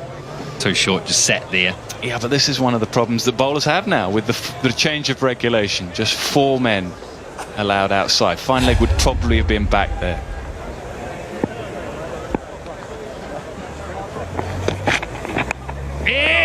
Oh, great catch! What a catch! That is a beauty from McCullum. Yeah, he's having a good half an hour as captain. And a brilliant moment as keeper. Just for a moment, he thought he's gone too far. He followed the ball, and then the little tickle, and then he just about managed to get brilliant. Absolutely brilliant from McCullum. They continue to pick up wickets. They continue to hurt England at the end here. That's okay. Fielding has been pretty good from New Zealand throughout. Wokes goes for 17 to 47 for 8.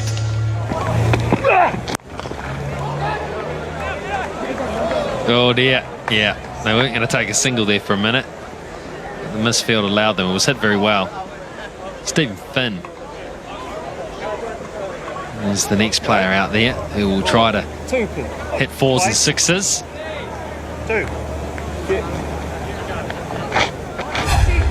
Gee, this was a good catch. Just look at where McCullum's going, and then boom, he's got to go right back the other way. Full stretch, good athlete. Showed all his athletic ability here.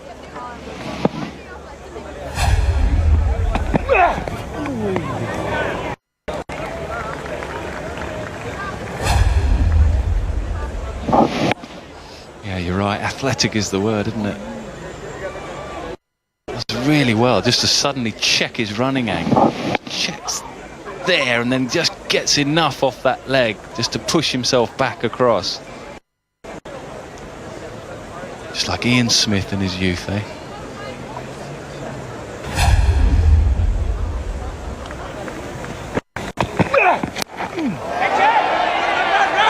They're running. The run won't count. All it means they cross, so another one goes. McLennan is having a field day with the wickets. Yeah, he's bowling intelligently, bowls short to the tail end. He's got broad now, he's got thin. Line as well is excellent. Just cannot get the hands through the ball. Simple catch, good catch. Catching well today. They put one down. England, can they get to 250? Not yet. Stephen Finn goes without, scoring 248 for 9. Only one wicket now in hand. Wow.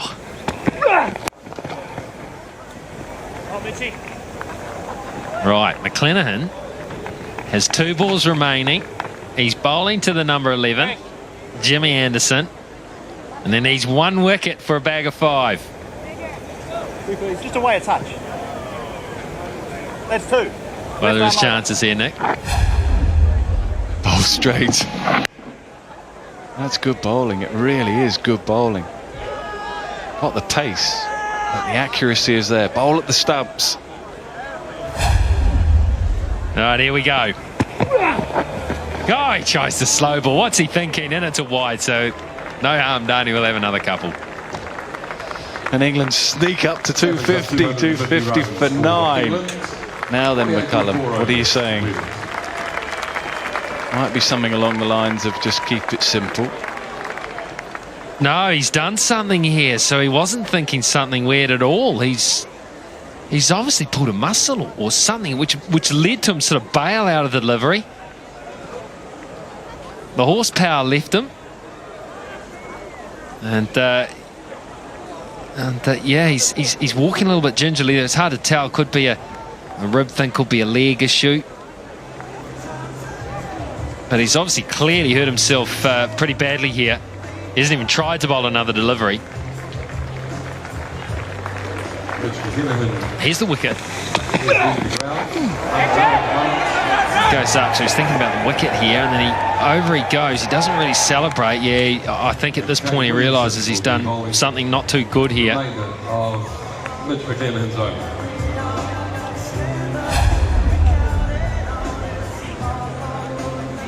So Kane Williamson will have to bowl the remaining 2 balls of this over.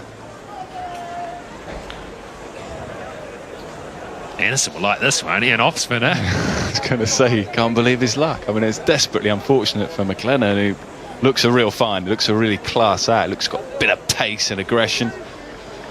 Would have fancied cleaning up Anderson to finish the innings, but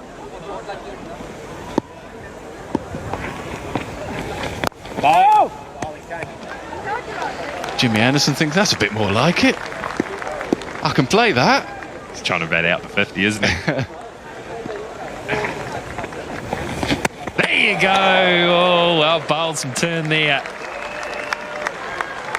Well, he's bowled the 2 balls without coughing up any runs. 250 for 9. Starts with a slow ball. Good shot. Yeah, well thought out. Had the width to do it and put it away through the offside.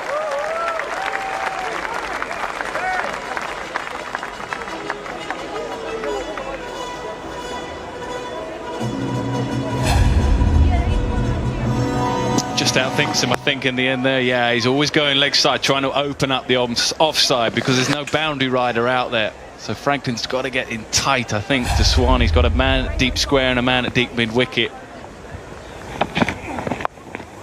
Oh, no. Oh, just one bounce.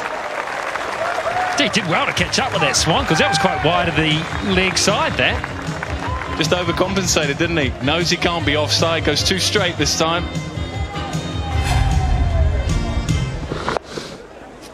It isn't easy. It really isn't easy bowling right at the end with just 4 men out.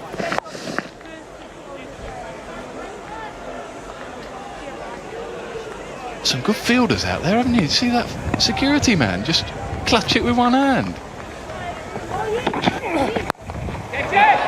Does he hold out?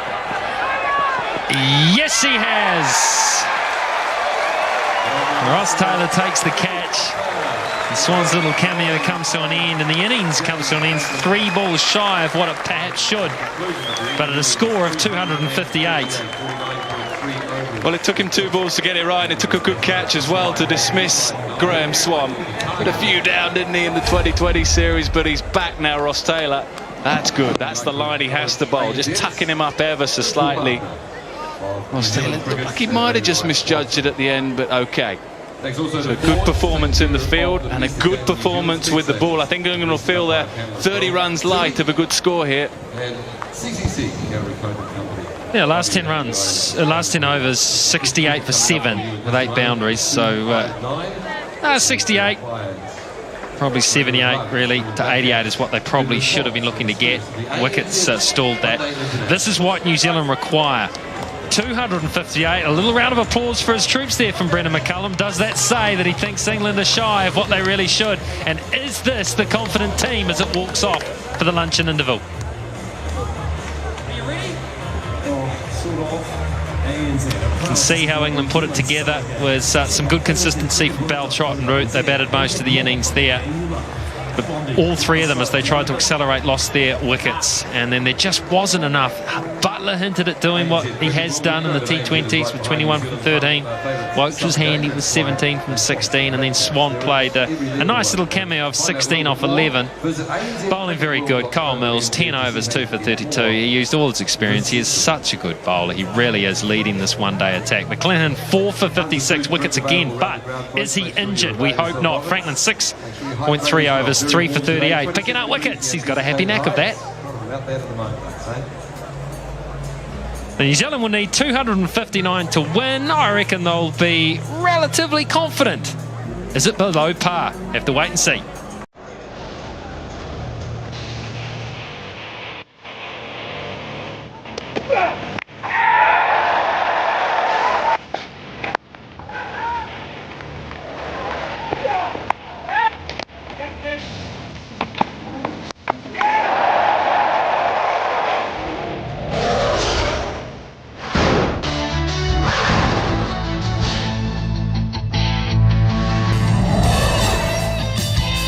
Seddon Park in Hamilton looking an absolute picture this afternoon.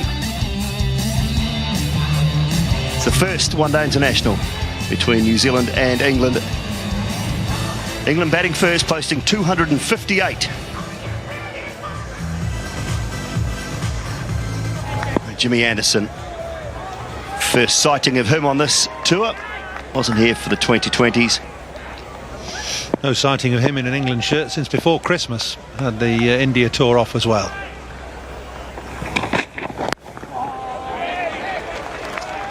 But if there is going to be any swing, Jimmy Anderson will find it. He's got good control over the swing of the white ball.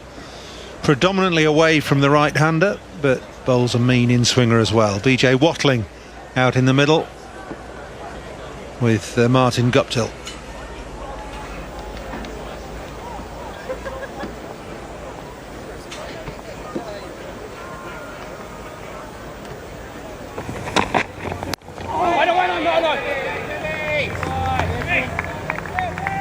And such a quality bowler nowadays, Jimmy Anderson. Last tour of New Zealand, he did struggle a bit in the one-day internationals. Pretty well in the test matches. And I think he's a better bowler now. Probably a better bowler in the last 2 or 3 years than he has been in any time of his career. Oh yeah, you believe it. Better believe it, Dooley. 288 test wickets, 222 one-day wickets.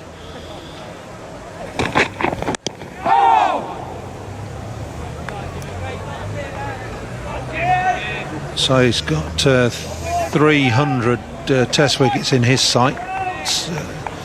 Possibility he could do it in the 3-test series over here in March. Steady on. Was a possibility he could do it in the first test. Yeah, 12 and 3 tests. I mean, that's only around about his average, isn't it? 4 wickets a test match. Nicely played from BJ Watling. He's underway. Should pick up a couple.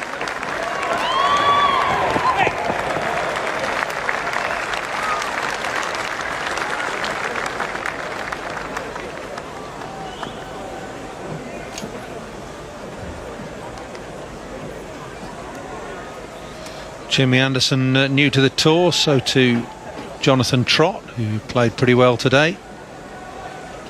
Graham Swan, you'll see bowl later with his off spin.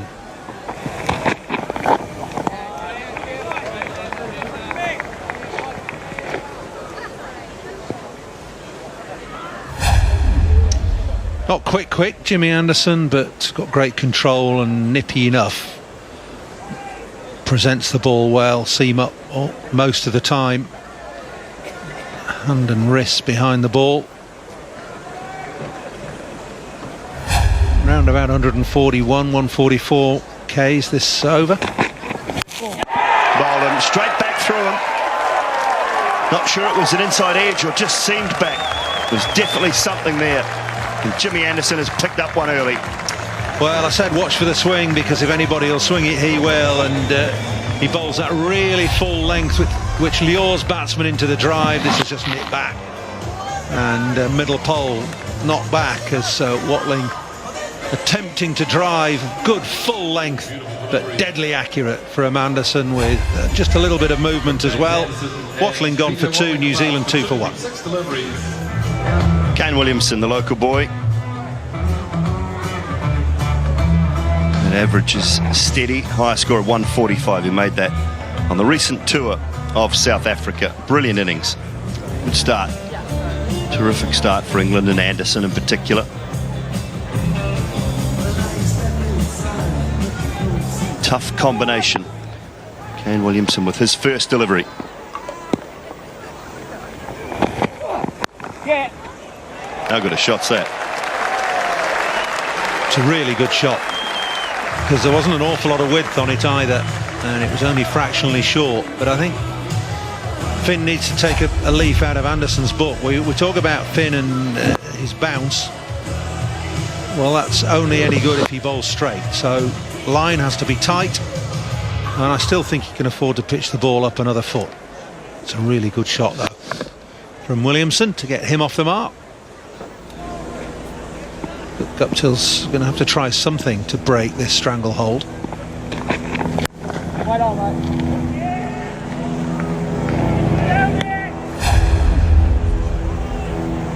There you are, it's the length. The taller Stephen Finn banging it into the wicket.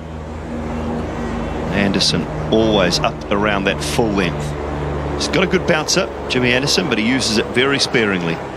Yeah, it's a really good combination for England as a bowling unit, and poses problems obviously for the batsmen, the different lengths they bowl. Quick single this time and good running. Takes out Stewart. Oh, Guptill's got a hamstring. Guptill's done a hamstring, so we've got McClenaghan. I've got some news on that for you. And now Martin Guptill looks like he has done a hamstring. And badly too. No runners allowed. So he's really sprinting, and it looks as though as when he's eased off. Just leaning forward probably. There. Yeah, it's when he goes to stop. What happens is if you don't slow down gradually, if you go to pull up quickly, and what he's done is he tried to pull up quickly because Stuart Broad's got the ball in hand and throwing it at the stump, so he wants to avoid being hit, so therefore pulls up quickly, and he's felt it go. So while we've got this little break, I can inform you on the Mitchell McClenaghan news as well. He's got a side strain, and according to the camp, it does not look good. We're hearing that it's a tight hamstring, and they're going to see how it goes. I think I could tell you how it's going to go. It's going to get tighter.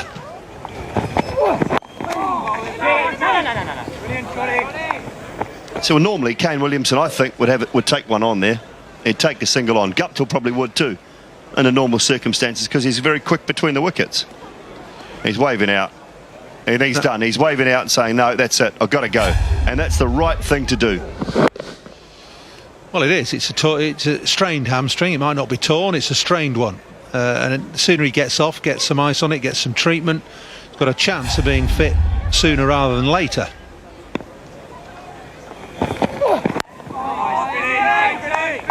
We should go now, in between the overs. There's no point in staying there now. Get off. Surely Ross Taylor's padded up. It's not like he's sitting down there without the boards on. And the other thing is, good point in the back of the commentary box from the cheap seats. It gives Ross Taylor a good chance to stand at the other end and have a little bit of a look for 3 balls as well, maybe. Don't get him out there for Jimmy Anderson's first ball. And again, lovely shot from Williamson. Well, it's gone for 4. It's a good job because Guptill has hobbled through for a single, but it's gone for 4. This will just be tightening up, getting sorer now. He's got to go off straight away. You're quite right. Can't understand why he's out there. Just got to limp off now.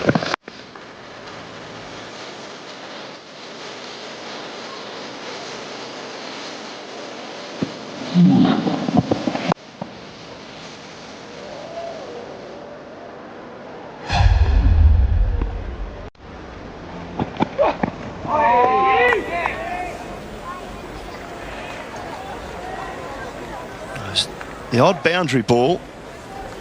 Not a lot of singles on offer. This might not be a bad thing for Ross Taylor. Get some time out in the middle. He's got plenty of time to get himself in, to get settled. 44 and a bit overs, or he'll have 44 overs if he wants to bat that long. Felt the pressure a little bit in the 2020 games. That's nice as well. Finn goes full, Williamson goes bang, down the ground. Finishes the over with a boundary, it's 18 for 1. Good shot from Williamson, good luck, says Guptill. That leg's stiffened up badly now. He's no chance of carrying on. Too full from Finn, and brilliantly executed straight drive from Williamson brings up his second boundary of the over. Galaxy Ace Plus Anzi. Tits Vodafone 4411. Martin Guptill is retiring. Guptill retiring hurt. With the injury that he has sustained. And that brings Ross. Yeah, it looks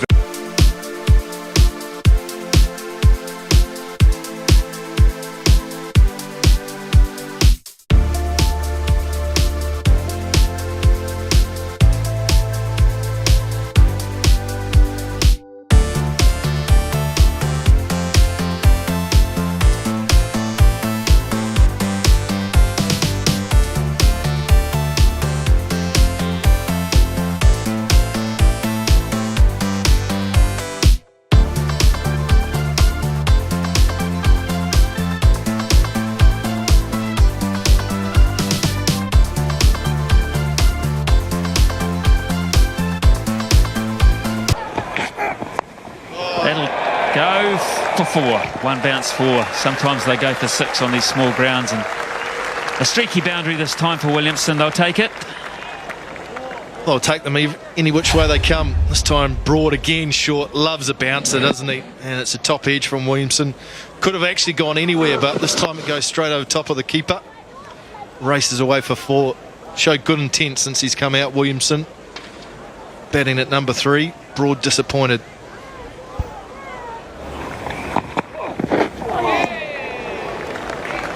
Oh, that's a goodie.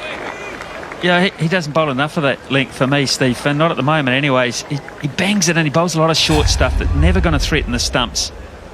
He's got to get the batsman going further forward. That's not going to hit the stumps either, but that is a much fuller length in terms of getting you confused. Well, it's length that Kane Williamson can leave. I know he's played it, that delivery, but because it's not going to hit the stumps, you're right. Williamson can leave it on length and take away the chance of nicking it. It's poor delivery and it gets what it deserves, so Williamson is not missing out tonight. That for him is his 5th boundary and 28 runs. Lovely from Williamson. This time Finn going fuller, but direction not good. Heading down the leg side, just get anything on it and it will race away to these short boundaries down the ground, and it sure did. Finn will be disappointed with that.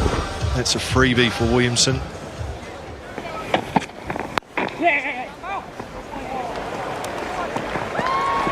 Should pick up 2. Well, both sides appear to be putting their faith in wickets in hand. England did that, and it probably didn't quite pay off for them. New Zealand didn't reply, chasing in very much the same manner that England set their total. Of course, effectively New Zealand are 2 down. They might be able to come back. Yeah. If needed, and they get into almost a 20-20 scenario, I think Abdul will go out there and probably try to blaze sixes if required, which he's very good at times. England will try to squeeze at this stage with Swan coming into the attack. He's got the young chap with him, Chris Wilkes. Not got the pace, he's not got the height and bounce of Finn and Anderson.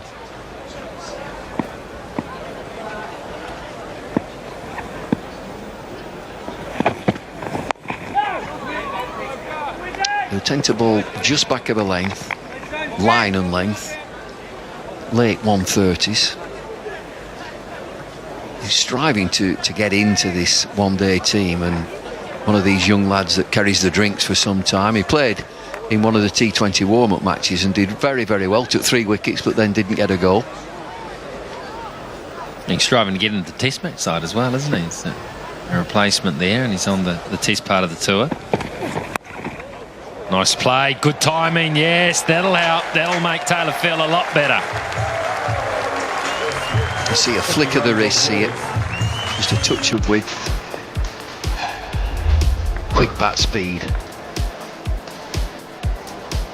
Beats the boundary in a flash, this. Well, third man was back there, and Taylor knew the minute he hit that, he didn't even really bother to run. It was an afterthought just to jog down the pitch a little bit. He knew how well he'd hit that. It was a good ball, just maybe scare it too wide. That's all there was in it.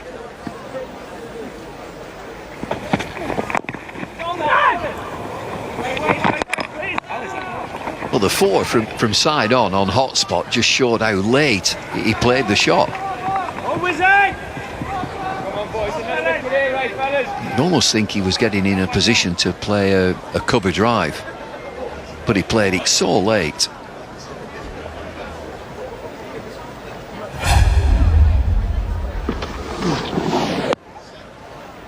Almost behind him, wasn't it? Almost behind that back leg.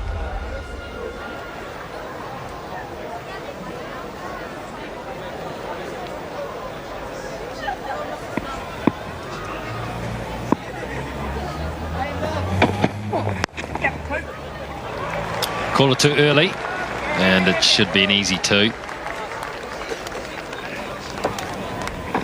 53 for 1. Through, got it through. Now, how well's he got it, and how much pace is on the ball? Enough to get it to the fence. There's that wristy shot again. He plays it very, very late. The ball's almost past him. No spin at all for Graham Swan.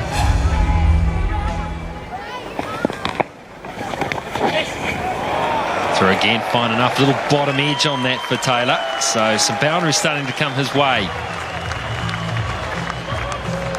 And he's fiercely competitive, is Graham Swan. He's got that God-given talent that he spins the ball. He's a spinner who gives it a rip. And when you had Saclane and Murley and these people doing all that, then you... Go, funny. Mendes.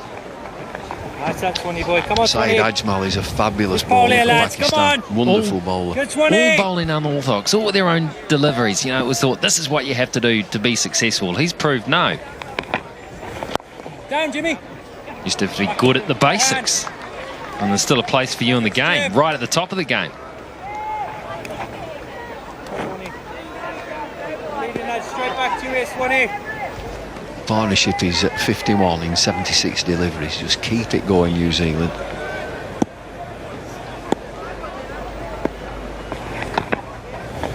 Yeah.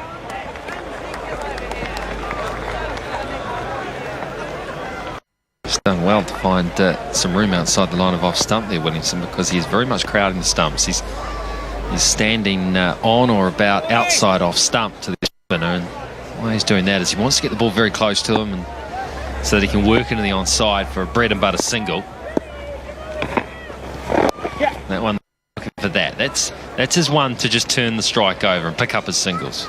72 on the board, 1 wicket down. 72 for 1. Completed the 50 run.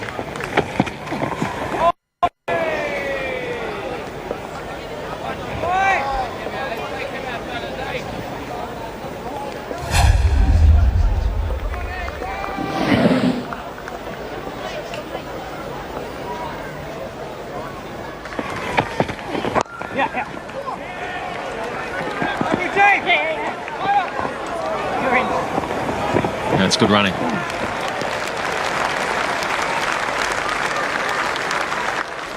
Taylor was just a little bit lazy. They had to put the big ones in at the end. Williamson knew the minute he hit it that he had it far enough in the gap to be able to pressure for 2.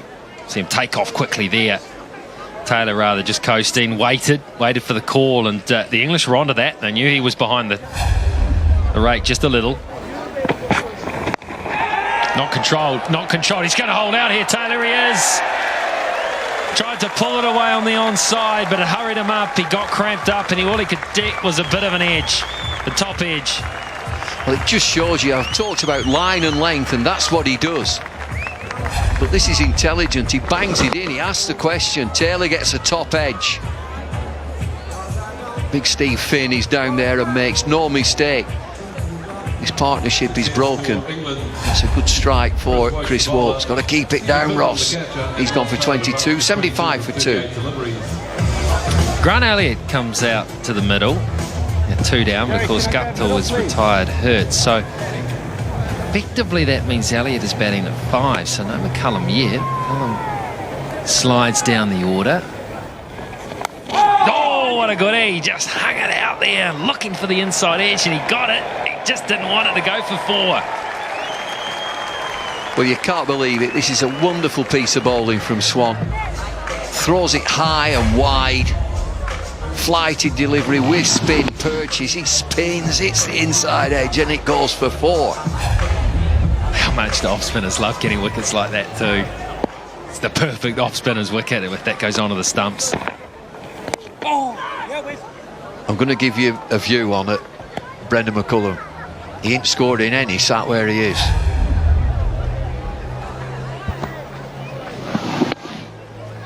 Perfect off-spinner. Oh, is that heading down? He was back on the stumps. Heading down.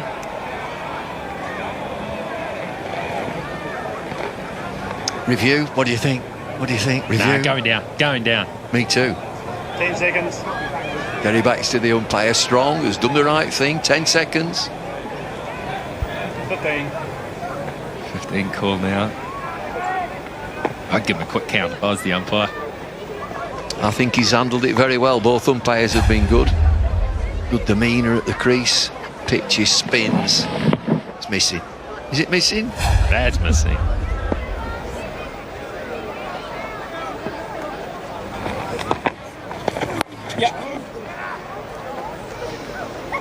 I guess the thing is too, if the umpire gets it not out, you decide to ask for a review. It has to be well and truly hitting for it to be overhauled. Oh, on-field call. Would have remained not out.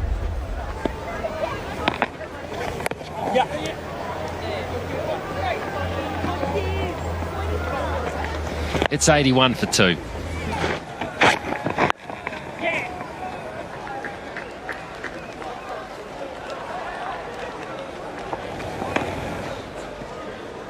So effectively New Zealand have picked up 2 injuries tonight. I think Martin Guptill's just walked out the door at the back of that viewing room. So not ideal preparation, Scott, moving ahead to Napier on Wednesday. They're going to have to find probably a couple of replacements.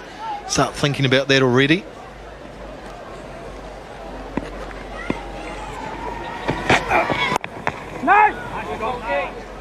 Yeah, and there's been a lot of talk as well about finding an opener if McCullum moves down in the test matches. That was assuming Guptill would still be there.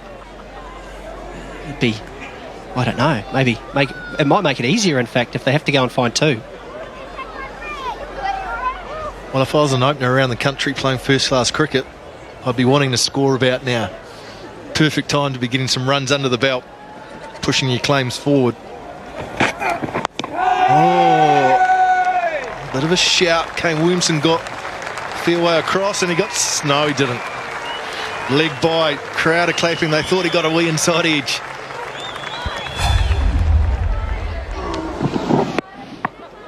Oh, it's quite close. Stuart Broad is about 6'5". Realistically, that's probably sliding just a touch. Well, Alistair Cook has gone into slip. He's sort of had a 1.5 slip. Bit of a gap between himself and Butler. Looking to attack Elliott. Bounce it, ducked under. Well, England have to keep chipping away. If they can keep chipping away, it's going to put some real pressure on that middle to lower order, isn't it?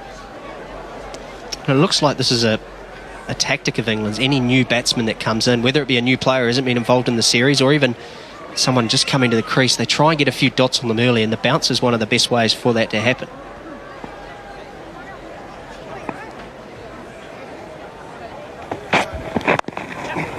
Steered down to third man. It's well played by Elliott. We've talked a bit about it, Scott. They're not shy at all. If in doubt, they go short. And I think they've believed that New Zealand batsmen don't play that well off the back foot, tend to be front foot players, and so they prefer to err on being a touch short rather than a touch full. You have to say, so far in the series, it's probably worked.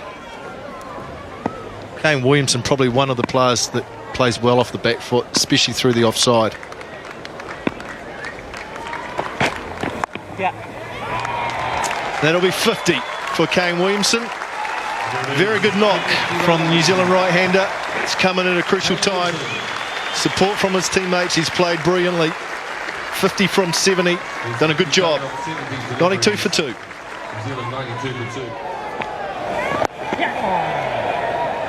Yeah, well, that's his position for Northern Districts. He's occupied that now for 2 or 3 seasons. And it seems like it's a natural position for him. He has a good technique. His footwork is good. And he seems best suited to that role for the Black Caps. Well, he's been up and down that New Zealand order, and I don't think that's helped him in terms of consistency. But he showed in that innings of 145 not out in the second one-day international in South Africa that 3's a good spot. Oh, that's a lovely shot from Grant Elliott. Open the arms, up and over cover, and that will race away for 4.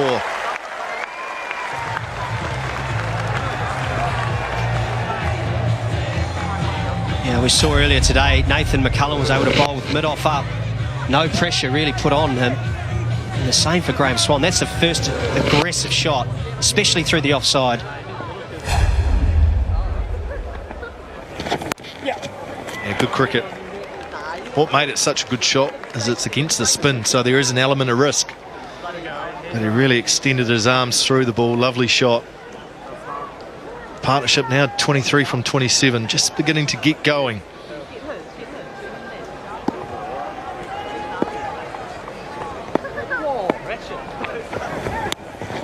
Bit of turn. You notice where Kane Williamson is standing, Scott. He's a lot further across to off stump. Seeing his stance, he's come right across the stumps so he can get the ball on the leg side.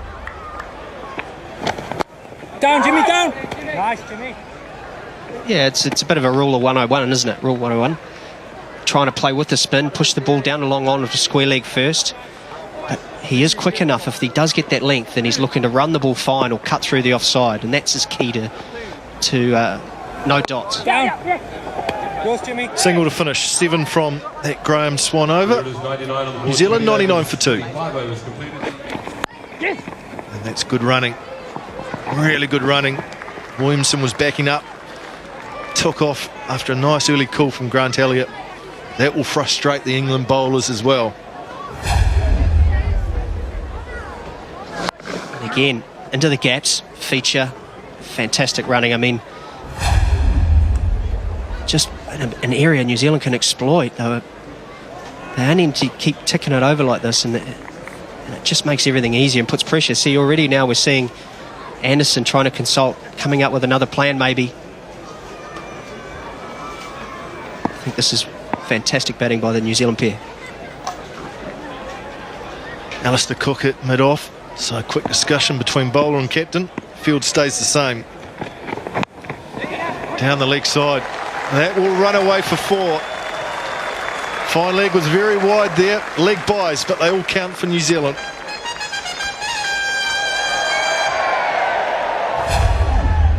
One of the few bad deliveries from James Anderson.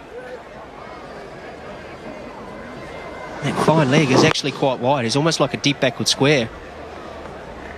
But only being 60 metres, it ran away comfortably for 4.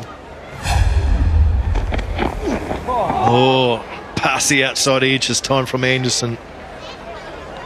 That's the delivery that's a bit wider. Williamson's trying to force past the outside edge. Yes, the one area that we've just talked about. If he's going to play that with a vertical bat, can be a touch risky at times. Some people do prefer to cut that. Use a cross-batted shot and hit that down behind point.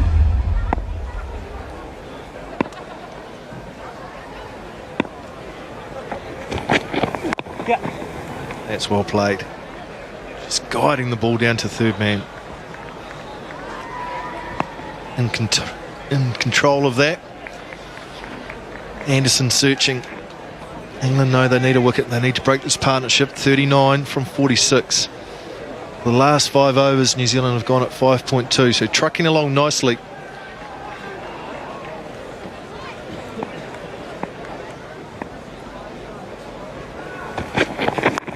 Oh, an outside edge from Elliott. Some work for Swan to do. Frustrating, even the good deliveries, New Zealand getting runs off them. Yeah, even though this is an outside edge, it's still achieving the purpose. It's still good batting. And I always think this middle overs we've talked about being just good discipline. And I think these two are doing very nicely. Already 7 from the over, so a good one for New Zealand. Low risk cricket. And that's nice from Williamson. Man back there. 8 from the Jimmy Anderson over. New Zealand 116 for 2. Lovely shot from Williamson. So strong off the back foot. That is going to race away for 4. Look at the timing of that. Pick the gap and away it went. We've just spent 2 overs, haven't we? 2 overs talking about this for Kane Williamson. And I think you've got to accept that this is a strength. This is one of his go-to shots. Back of a length, punch through the offside. He's going to get dismissed every now and again, but you accept that this is a strength of his game. High-quality cricket shot. It is just the control he's got to hit that in front of square like that. It is brilliant shot. Good start over. That's better from Broad. Touch fuller, touch straighter. I think Alistair Cook has to keep chopping and changing here. Anderson's been back for 2 overs. Broad as well. Got to keep changing. Got to find that breakthrough. Go back to Finn or Wokes. Maybe part-time off-spin of Joe Root. Just something a bit different. Can't allow things to keep drifting along here. Bouncer pulled away by Williamson. Bit of work for Jonathan Trott to do back there. Does well.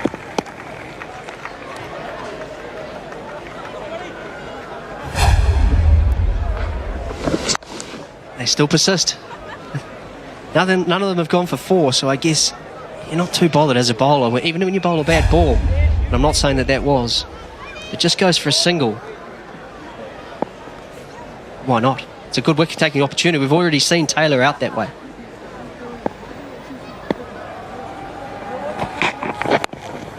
Oh, good stuff. Really good batting. Nice soft hands from Elliott.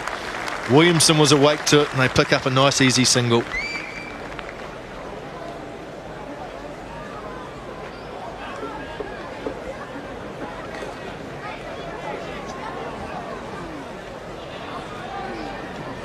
I think Elliott's done an excellent job here, Scott. 22 from 22.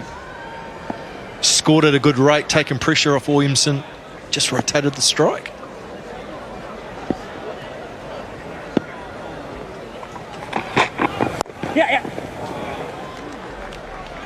Yeah, I think one of the reasons for that is everything's played so late. He's looking to run the ball, play the ball late under his eyes.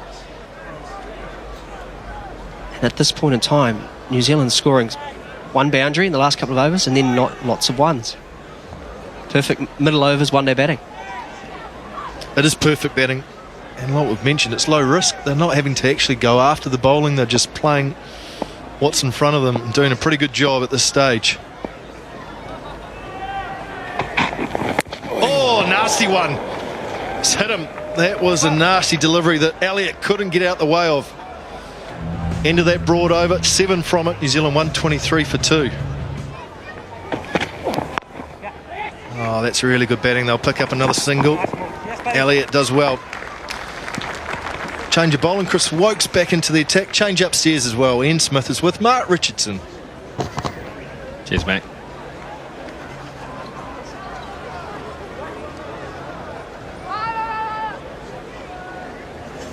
Good game this. 6.5 runs required per over.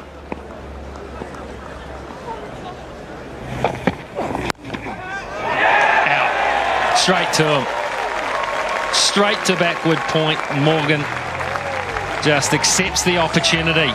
They needed a wicket and they got a timely one. He'll be cross with himself, Grant Elliott, because he and Williamson had England at this point. They were running them ragged inside the circle. Plays expansively for the first time, really, outside off stump, and Owen Morgan picks up a good catch. Makes it look simple. So Elliott goes. It was a pretty good effort. Cut short. 124 for 3. Out comes the captain, Brendon McCullum. Batting the loss of the 3rd wicket, but effectively batting in the number 6 position. Oh, very nearly went back.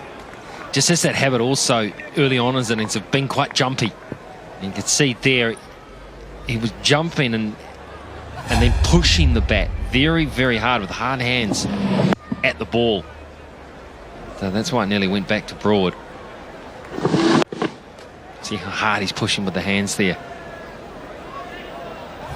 England will know, though, if McCullum is there when he gets to the point with maybe 8 overs to go and New Zealand maybe needing 8.5 or something like that, and he comes into his own, McCullum. They'll want rid of him very early.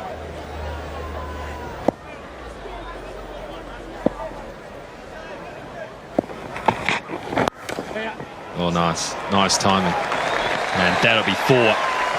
So that should calm him down. 131 for 3.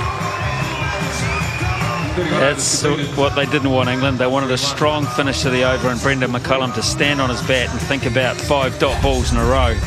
And now he doesn't have to worry about that, courtesy of a nice half volley on leg stump. Was a mistake from Broad. McCullum's way too good to miss out there. Big gap through mid-wicket, and the man chasing around had no price. He knows it. He did all the hard work and then let the brakes off.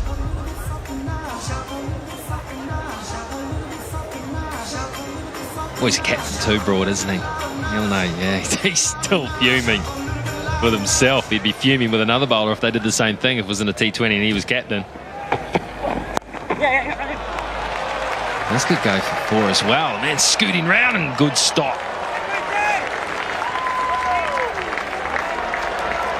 Well, these two are here. They're little rabbits, these two between the wickets, and they pinch a 3rd.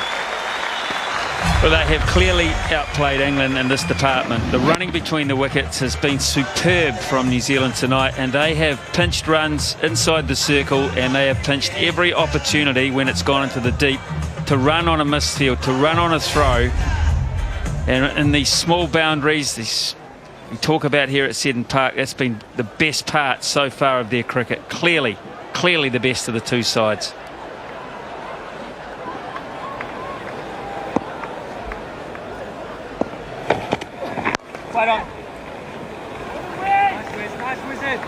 Hard hands, Brendon McCullum. Hard, yeah. I'll tell you what, I mean, if they've got the courage early on in this stage, they've still got, if the all-line sneaks through, England can still try to pull it back. I think it's worth having those players at mid-wicket, at cover, in tight, almost in a half position, looking for a hard hand sort of catch.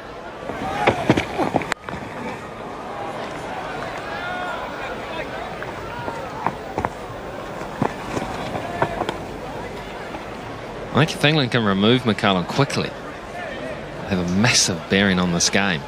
He's such a key wicket.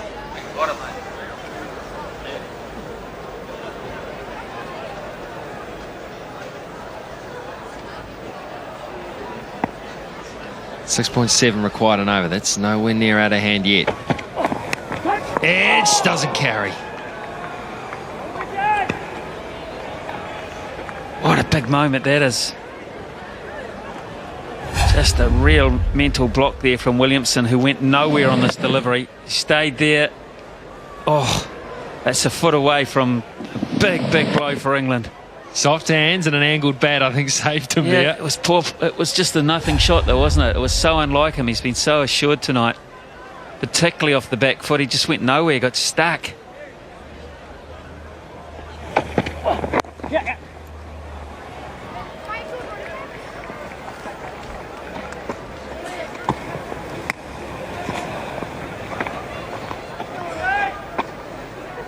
Go Waxy boy! No, he's a little bit annoyed with himself too. Just a wake-up call, that'll do him good. Maybe just needs to get the concentration up again. Just deliver a winder, and if you get lazy, because I think he was trying to run that, but it was a lazy run shot. Yeah.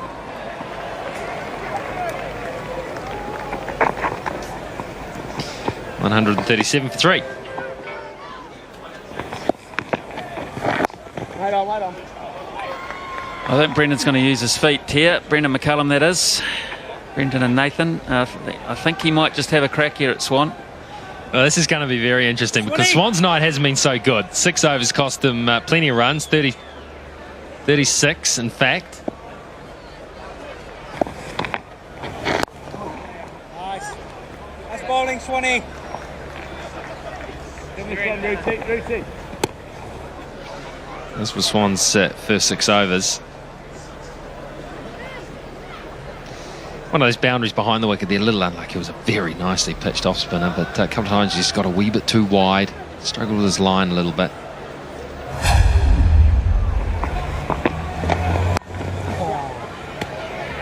Good Swanee boy! He makes it look so easy, Kane Williamson, in this form. He's just making batting look right from the outset too, I've got to say. He walked out there onto one of his home patches and said, yep, I feel like it today. And it just looked like he was going to score big. Oh, yeah, Billy. Careful. Careful, don't get pushed too far back. Well, I think people underestimate how difficult it is to be able to effortlessly work the ball and propel the ball into gaps for singles. And do it with the control that Williamson can do it. Oh, hello. Oh, he slipped. I think he would have got away with that anyway. It was a strange shot at this stage. Well, no need to do that. Absolutely no need. Williamson will win this game if someone bats with him. And so for Brendan McCullum, he couldn't control that shot because he could never get to the pitch of the ball. Off the toe end of the bat. Good fortune there. Cover was anticipating, wasn't he? Oh, put down! It was smashed, and he got a good hand on it. Wicket, probably Bull didn't deserve a wicket, nearly got one. 140 for 3. Jimmy Anderson, who's a good fielder. He spends a lot of time in the slip cordon for England in test matches and gully because he's got a good pair of hands. This was hit hard. It was hit really hard, straight to him, in and out. Life for Williamson, a life for New Zealand. Got to catch those in this situation. Yeah, but it was straight at him. You'd expect to be taken. Run rate required has just snuck over the 7 mark for the first time.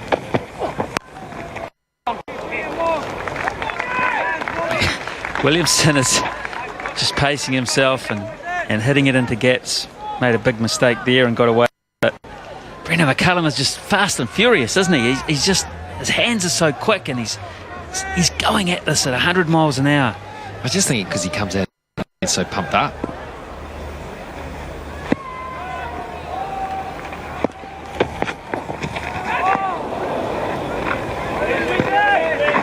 It's a good delivery. Again, they're looking at McCullum on the pull shot early on. They've got two men back, got one just in front of square and one at a wide, very wide, fine leg. So they'll get two back there. I think when he gets early and he tries to hook the ball early, you see how at times he's just a little bit overkeyed, a bit overpumped, and he just doesn't execute those shots with any form of control.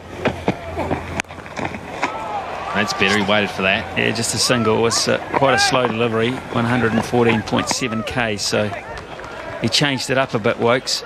But I think early he just sees it short and he's, oh, I'll have a bit of that. That just needs to wait a little bit longer, control those impulses.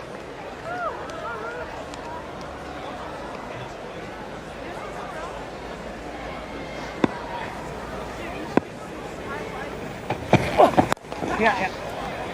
Nice whiz. Nice whiz.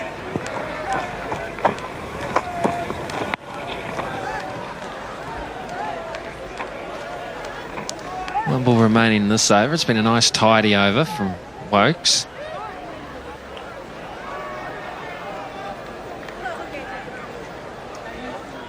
Yeah, well, the run rate is pushing up, 7.24. You never get the impression that Brendan McCullum is happy when the asking rate gets tougher. He doesn't like being patient about it. He wants to make sure it comes down quickly.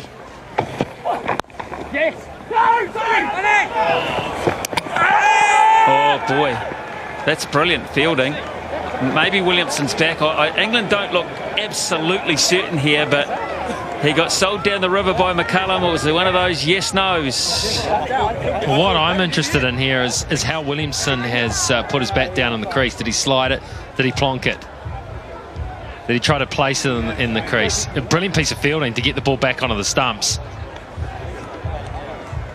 A direct hit, and I believe he would have been gone. Gathered, how quickly does he get it on? How quickly does he get there? He's sliding the bat, so that's good. He's run him out.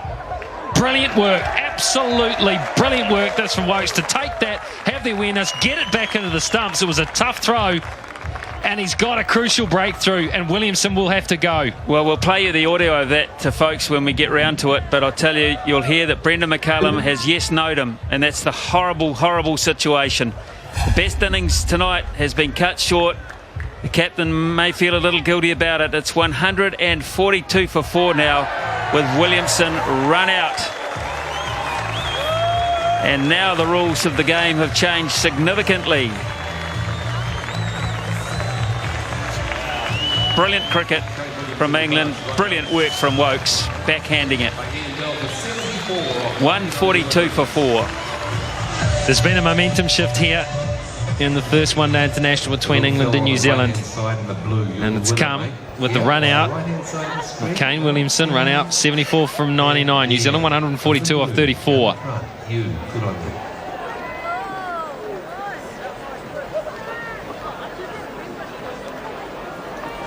Well, Swan will enjoy this. Bowling to a left-hander, and he is turning it, and he has got a slip in place. Oh! Just held up a wee bit. Listen to this, folks. Listen to this. Yes.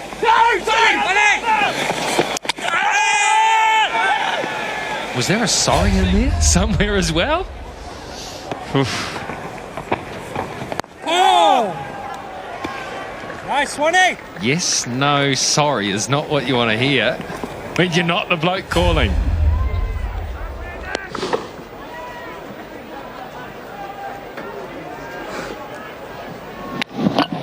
Brilliant work from Wokes.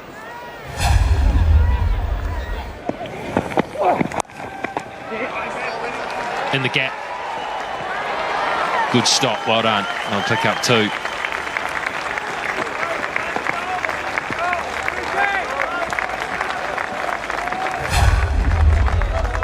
Yeah, McCullum over the top of that one. There wasn't the same level of bounce, so he's able to control it. And the skill these days that these fielders have in the deep to not just stop it, to make sure that they can perhaps cut out the possibility of a third run by relaying it on the slide. Practiced art.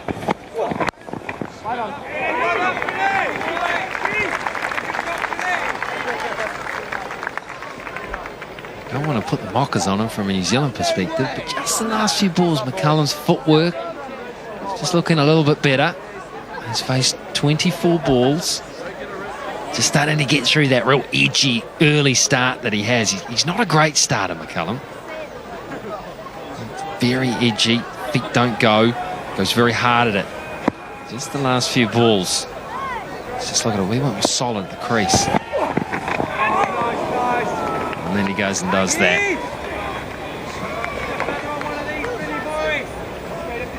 Well, that was a shot almost thought of very late, Brendan McCullum. He looked like he was way late on the shot. He thrashed at it. The ball was almost past him when he decided to really go at it hard. There's a slip there, as we've talked about, and a third man. It was a pretty dangerous option in the end.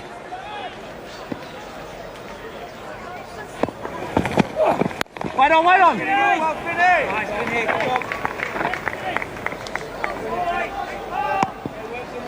Just over at the power play. Dot two, dot, dot, dot. So tick, tick, tick.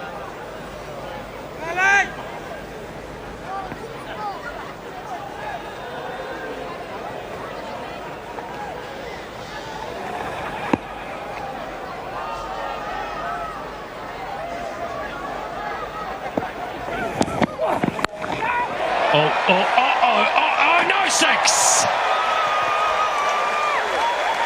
150 for New Zealand. Safe as houses. Strange option this for Finn. I thought he had McCullum on toast here, and then he gave him that scoring option, which he did not need to do. Really.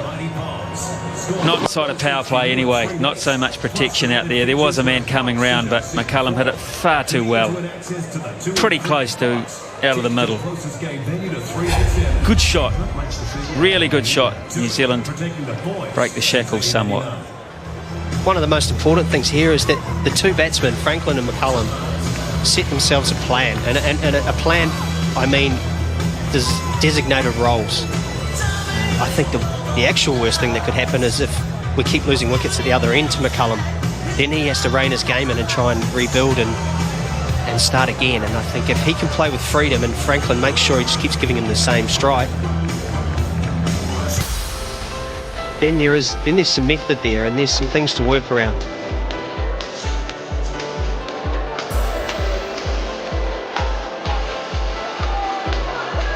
Yeah, it's what do New Zealand want to be with 5 or 6 overs to go? You know yourself, Scotty, this ground, you can get 10 and over. Maybe even 12 and over for the last 5 or 6 overs. It's small ground. Pitch is still good. Can find the boundaries. Only 4 men allowed outside the circle after this batting power play. So set a target to say, okay, if we want 60 off the last 6 overs, where do we have to be from here? We've got 7 overs to try and get 45. Yeah, and I think it has to go a step further than that. Brendan McCullum's personality is such that he should be out there saying, right, leave that to me. Franklin, Frankie, you give me the strike. Get me on strike, I'll do the work.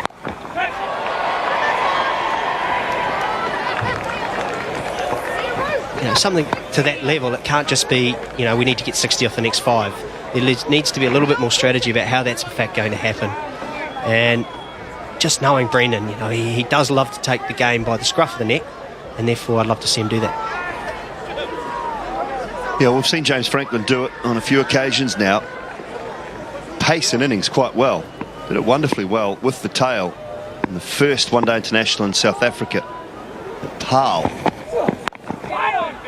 Partnerships with Nathan McCullum, with Kyle Mills, and then just a little partnership right at the end with Mitchell McClenaghan to get New Zealand past South Africa in that first one-day international. And that was the match to me that won us the series, because we were very dominant in that second game. It was a brilliant innings from Kane Williamson in the second of the one-day internationals. But had we lost that first one, the confidence would not have been there. So Franklin did a wonderful job in that first one-day international for New Zealand to win that series. Gloves gone. Yeah. Talk them up, talk them out. Unfortunately, I was going to say, he can use the predictability. The English have gone straight and short at him all tour. 2020s, it was evident that was a plan, and here again, nice and straight. In the previous 2020 games, he's looked to back away and cut that. This time he's tried to change tactics and swivel pull the ball down to fine leg, and unfortunately it's grabbed a glove. Franklin departs for 3, New Zealand 155 for 5. Nathan McCullum joins his brother Brendan at the crease. Crucial time for New Zealand. They've just lost the wicket of James Franklin. England are starting to get on top. Run rates approaching 8.5. Yeah, I wonder if there was any thought given to sending Martin Guptill out there in a power play, fielders up, and just not a lot of running. So just give them the free license to say go out there and just try and score as many boundaries as you can. If there was any thought of him batting, it had to be now. I'm with you. As soon as this happened, James Franklin, he got a goodie. And you're right, they have tucked him up. Gone short and at the body. Haven't allowed him to free those arms. He couldn't get anything on it, apart from a little glove straight through to Joss Butler.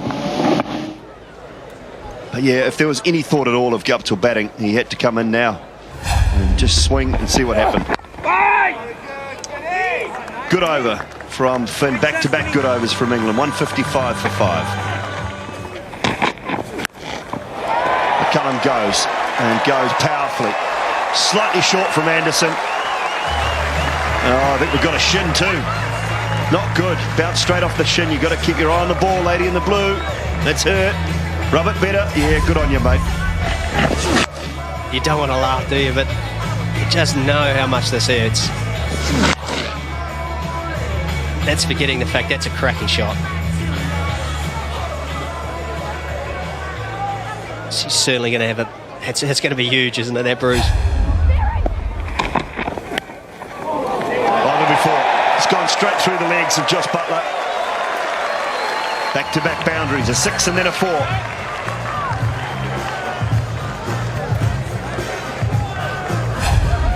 I wonder if we've got to the stage where it's time to roll the dice. With 5 down, possibly 6, possibly 7 with McClenaghan. Maybe if we just go and... Here we go. A little bit of luck from McCullum. I wonder if we can get a hot spot on that shin.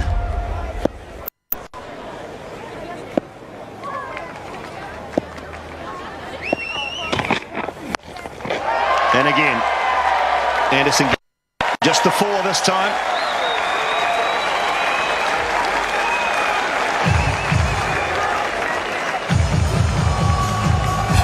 This is the pressure that aggressive batting can put on you. Experienced quality bowler like Anderson. No men out at deep square, and twice in 3 balls he's dropped short. Meat and drink for a guy of McCullum's class. Well, this is what we would have seen from the very start of the power play had Williamson not been run out. So this is what we've been deprived of.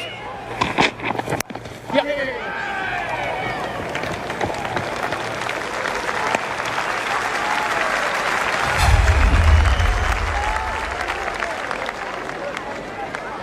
76 metres. That's 6.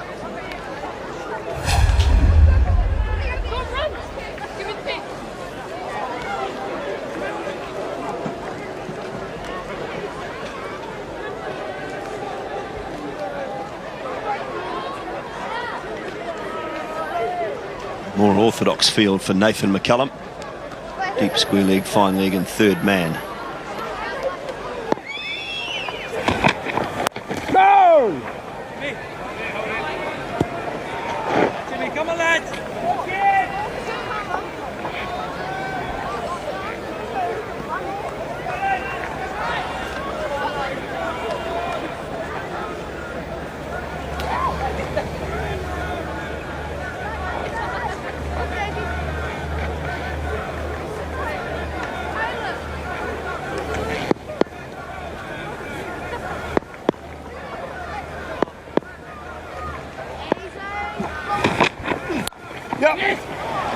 Runs for Nathan McCullum. He'll pick up a couple. 17 from the over. Good one for New Zealand. 172 for 5. Final over of the batting power play. Wide on. Coming, Philly.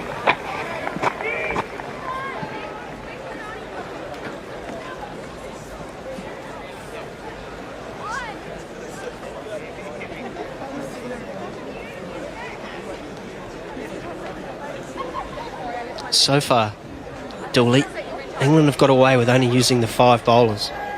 I think if New Zealand would be successful, they've got to put pressure on one of them, maybe target one of them. Too late in this match, I think, but for games 2 and 3, I'd like to think maybe Chris Wokes is the least experienced, and then New Zealand can target Root or one of the other part-timers, should he be chosen. It's a good bouncer. Yeah, absolutely. England are going to persist on using only 5 bowlers, going with 5 specialists, a couple of which are handy with the bat. And the only other option is Joe Root. I know that Jonathan Trott has bowled a few seamers in the past, but it wouldn't be a preferred option. But I think you're right. Graham Swann's a hard man to target. You'd take none for 40 from Swann if you could have it every game. He's got 2 overs remaining. You just got to keep him out of the wickets column, I think. So that's what he thrives on. Wokes has been good, 2 for 29 off 8. Yeah. He runs and it'll be 4 of them. Very nicely played. Nathan McCullum laid back, give himself a hint of room and timed it well.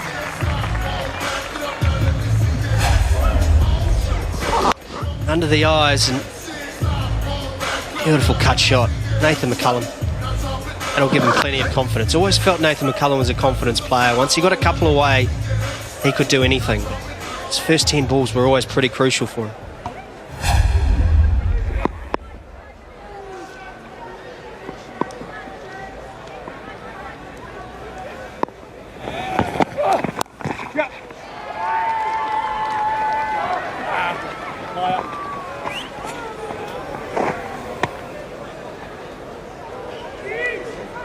He's got a good record, averages 20, strike rate of 84.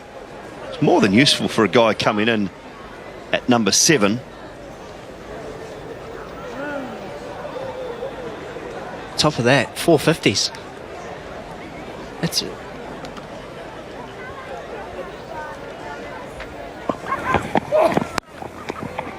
And can't get it through. Good work from Owen Morgan. End of the batting power play. 178 for 5 after 40.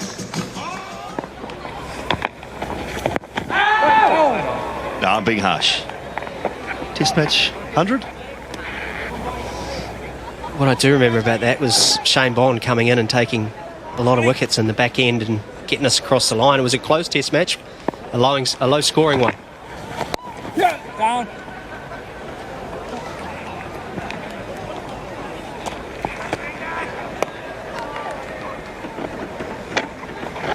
Crucial period now. I mean, I know every bit from now on is crucial, but I think New Zealand need to go into the last 5 overs with these 2 there, still at the crease. Both in, both have the ability to get the 1 boundary and over that they'll need. But this is a battle that I'm looking forward to. I'm not sure Brendan can just tick him over.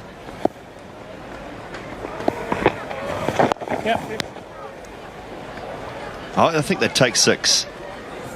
Take 5 or 6 and over off Graham Swann. He goes for 50 in his 10 and doesn't get a wicket. They'll target the quicker bowlers. I know what you're saying, though. I agree entirely. I'm with you. I'm not sure they can do it. Yeah. They can't, but he's got it out of the middle, though. It's gone all the way, so that'll help. Oh, well, if you've took Frankie up and then he gets out, then it's my turn to sit here and say that 1's for the next 2 overs. Cracking shot though, Nathan McCullum. As I say, it's this sort of skill coming in at number 7 or 8, which is so handy. Beautiful shot.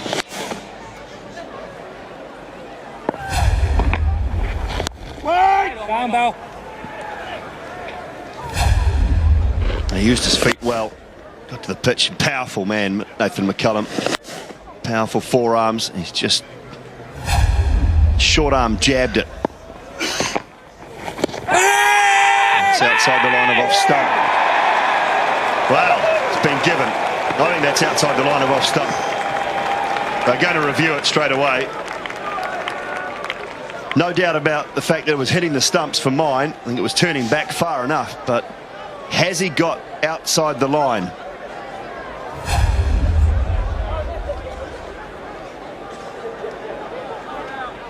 The decision review system is in progress. Look at this.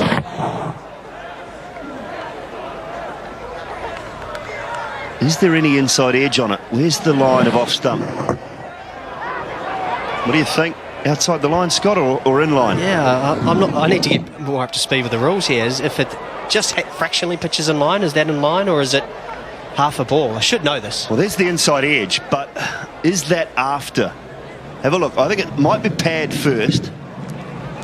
Oh dear, is it a squeezer? I don't know. There, no, that's a squeezer. That's a squeezer for me, because that's exactly the same time, isn't it? It's hard to give that out.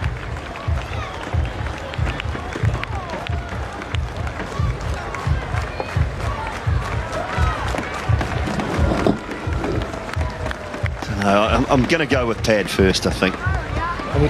I'm going to go for outside the line. I'm going to use one eye when I'm judging this one. Yeah, it's a tough one. I tell you, this is a tough decision to make upstairs. That's not outside the line, is it? Let's have a look. Yeah, it is. Impact in line. Well, how's that in line?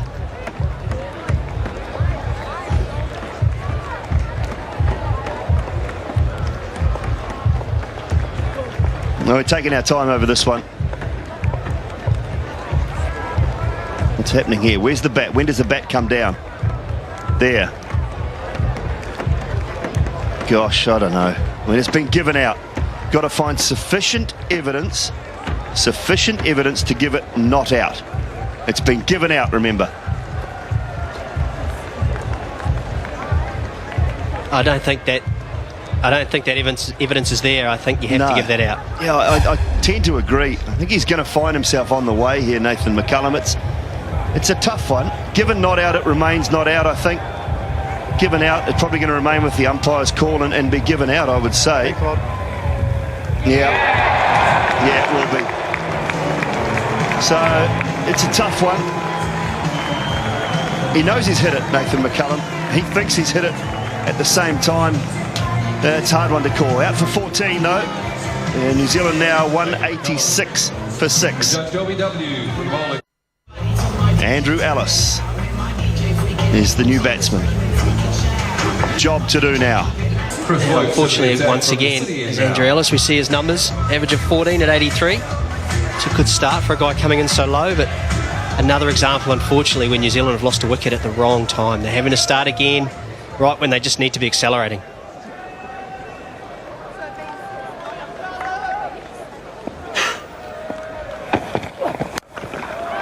Wokes bowls and McCullum goes over the top of mid-wicket.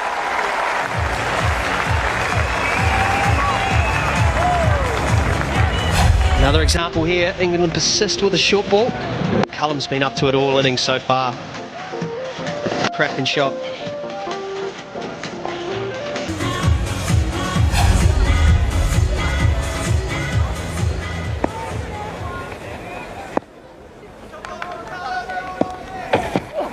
Yep, man. Nice play.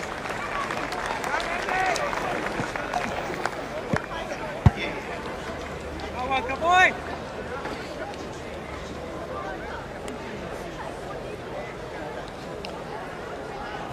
Just go back to this Nathan McCullum dismissal. Now, what's happening here for you at home is that any part of the ball, if any part of the ball is in that line, inside the line of off stump, what it looks like to me is that over half the ball is outside the line of off stump, but it doesn't matter because any part of the ball just has to be hitting the pad inside the line for that to be still given out.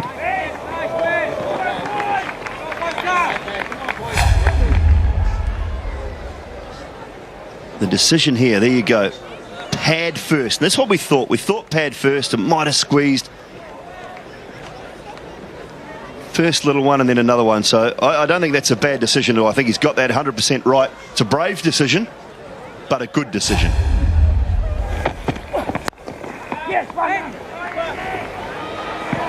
Got to be quick, and he is. Yeah, I have to agree with you. I think it's a close call, but following all the rules of the DRS, then that is a decision that has to stay out. And as a batsman, you know you've hit it. You're not sure whether you've just hit it inside, onto your pad, or whether it's hit the pad and then the bat. So straight away, no problem with going up, no problem with doing that. Well, as a batsman, I'd be walking off grumpy there, but that's not unusual anyway, to be fair. Right on. Yeah, and you can see Nathan McCullum and the wry smile on his face, thinking, well, how did that one go against me? But within the rules and within the situation of the DRS, that's exactly right.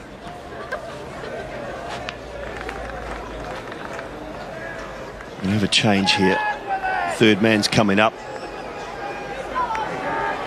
Long off going back. Does that mean another slower ball, Scotty? Yeah, I mean, you would think so. But I think, for me, what's been a rarity is the fact that mid-off is out of the ring. It's almost like both teams have had him up for the full 50. Kick that away behind square. It'll be a good bit of fielding if it's saved, and it won't be. McCullum picks up a boundary off the last ball. 42 gone. It's 196 for 6. Well, this is huge for Brendan McCullum to get New Zealand home in a captaincy situation here is big. He knows he did wrong by getting rid of Williamson for England.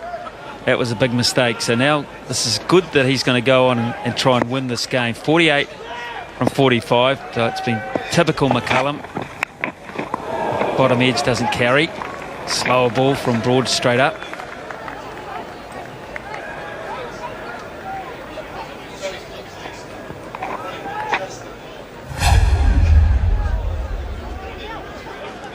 Slower ball. Doesn't get pace any bounce, so just a little bottom edge, goes nowhere.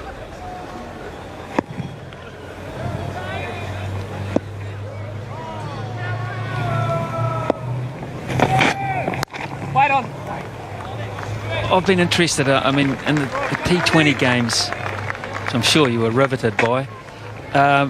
England bowl very short, but again today it's been predominantly short, and New Zealand have hardly been asked to hit down the ground at all.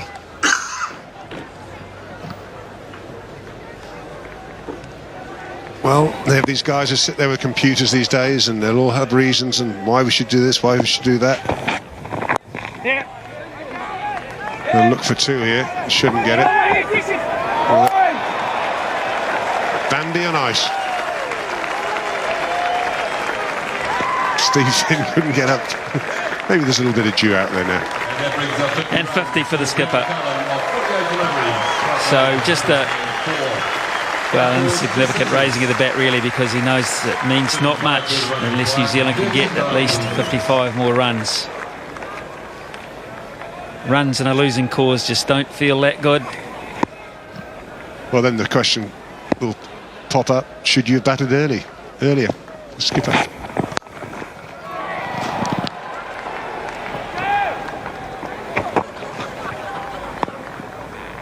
It's an interesting conundrum, actually. I mean, Brendan's been around the scene for a long time, and he's either feast or famine. He's either right at the top or in the middle, where easily run out of partners with his hitting ability and his ability to pace an innings. So yet to be established, really. I was thinking more about four, somewhere around 4 and 1 in the 50-over game, maybe 5. I can understand 5 in Test matches, yes, because you're catching the side, you've got plenty on your plate. This is a glove as well, and this will run away for 4. Never in control, Andrew Ellis, but they're big runs. Take them any way they come.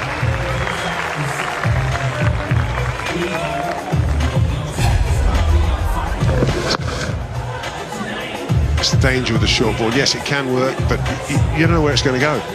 That's a glove, but it goes for 4.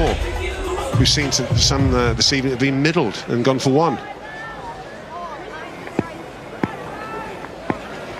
Sometimes wonder if the old, I know it's a bit old-fashioned for the modern players, but Yorker.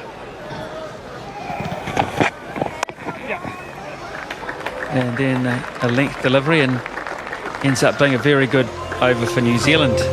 Shake of the head from Broad, so the chat before didn't quite work. 210 for 6. This could effectively be your last wicket partnership, really, with the injuries. Yes, we're told Gup to will bat if required, and every run they get closer to it, he probably will, but I'd advise against it. McClenaghan is another one. You've got a pulled side muscle as a bowler. I mean, how mobile are you in terms of hitting? So they'll probably come out because it's desperate New Zealand win games. They just don't win many. So Mills, who is a good striker of the ball, particularly straight, he can hit the ball straight, but I don't imagine Kyle Mills will get too many on the front foot if he comes out.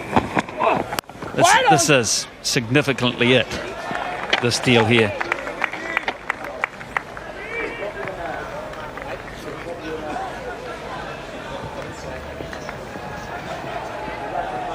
Busy time for you, Smithy. Rugby kicking off as well. Yeah, I'm going to wait till about round 4 till I get involved, so I want to see you off. I'm hoping to see a couple of games before I go. Yep, well, it's probably on. There's plenty on around the country next month. Now, that could be out. No, it's not. That's not out. Jonathan Trott, well, he made it into a hard one. Did he not pick it up? I'm sure the bowler's overly impressed. Doesn't get hold of this. It's almost a top edge. I'm not sure he actually gets there in the end, but he should have got there, you feel. It was up there a long time.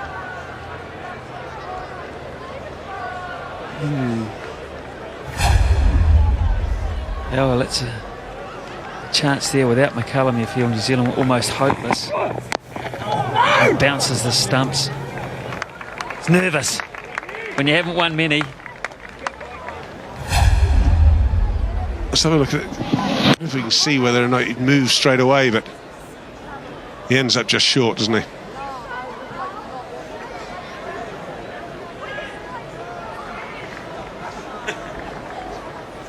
I think they know that's the Northern District's triumphant on the left. Bolt, Watling, Williamson, the young brigade. Oh, that's a ripper. That is actually just, if anything, that's the length. I can't believe England have not, with their very accomplished attack, bowled more of that length. No, I agree. But, there's so many theories now. Slower bounces, quicker bounces. But that's actually held up. Good pace.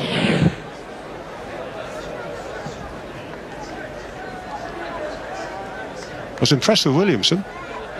But he looked a good player, well organised. Well, he will benefit from them banging it in because he does play very well off the back foot. For a small man, he gets his hands incredibly high and is able to hit through areas. So if they do bowl short to Kane Williamson, he'd probably enjoy that a wee bit more. This could be a very good over from Steve Finn. Can he finish it? He can with just a single. So 3 off it. Ellis retains the strike, which is good for England. McCullum's away from it. And it's 213 for 6 with 5 overs remaining. 4 wickets in hand, but 2 of them are walking wounded, literally. Mitch McClenaghan on the right is nowhere near looking like getting any gear on, so maybe they're resigned to doing this without him. If they get really close and they need him, I suppose he will. If Guptill comes out, I think it will be a crazy decision. I really do. I couldn't understand him staying out there when he did, because it was an over and a half where you couldn't run. So England just pushed the fielders back onto the edge of the circle, knowing that they couldn't take the run. So it's quite a lot of wasted deliveries. And the hamstring doesn't go away. It gets worse.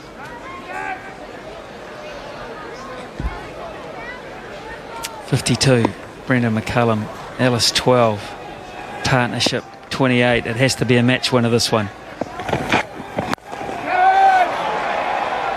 No timing, and that's his friend on this occasion. I'm not so sure. I think if you had timed it, I'd be up with those trees on the hill.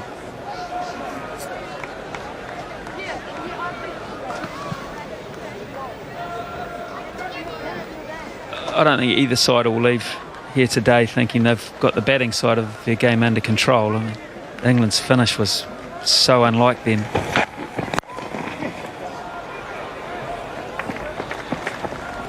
Brody, come in, Brody. Hey, more importantly, Smithy, how's the seafood looking for the games? Under control. Under Good. control. Detect from that you weren't that chuffed with lunch today and you want something a bit better. Oh, yeah.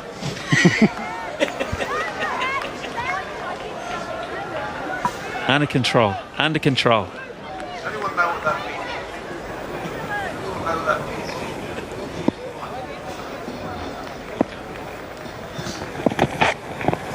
Wide. Yeah, it is, Stuart. It is. It's quite wide.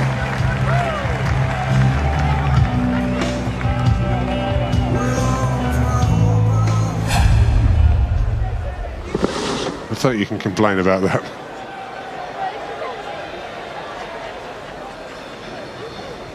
Yeah, some of those crayfish with a little bit of white vinegar, a bit of black pepper. All right. Okay. Done. Done. And I'll have yours.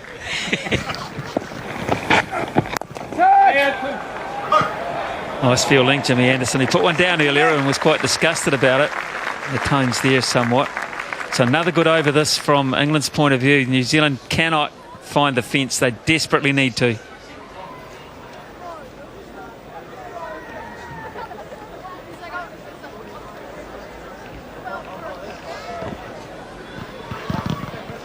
Ellis, Andrew Ellis. Big occasion for him. Canterbury all-rounder. Can he find one that makes the fence? Straight up. Could be out. Is out. That's a really good sprawling catch. He's held it in the end, Steve Finn. He made it tough, but he's done it, and England have a huge moment now. It's an excellent catch. Big man. 6'6".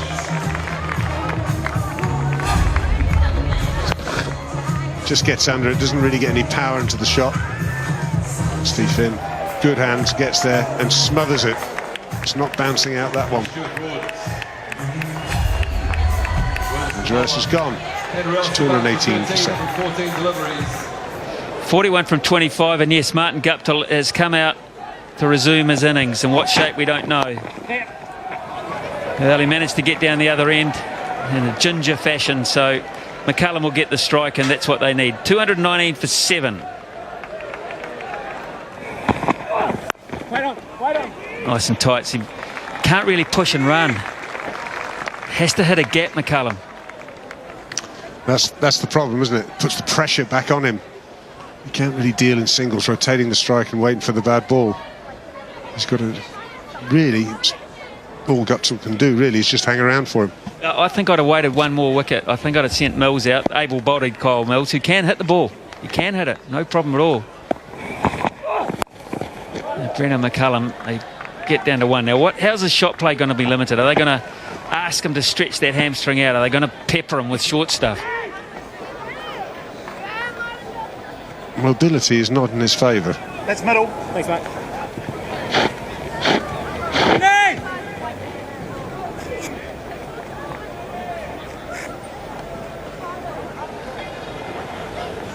So they have to have 5 men on the inside the circle, and they do, and they really, I think, would quite like to keep Guptill on striking, and if they can. And he's got a boundary. He has picked up a boundary, a valuable one too.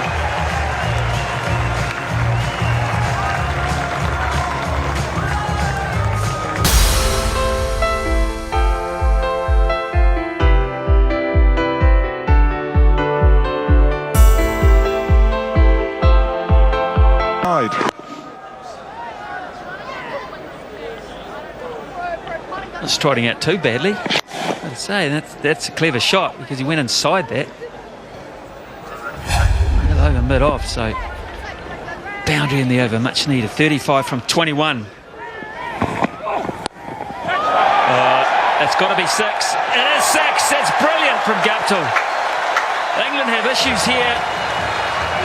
They think they're bowling to a guy who's literally hamstrung, but he's not showing it.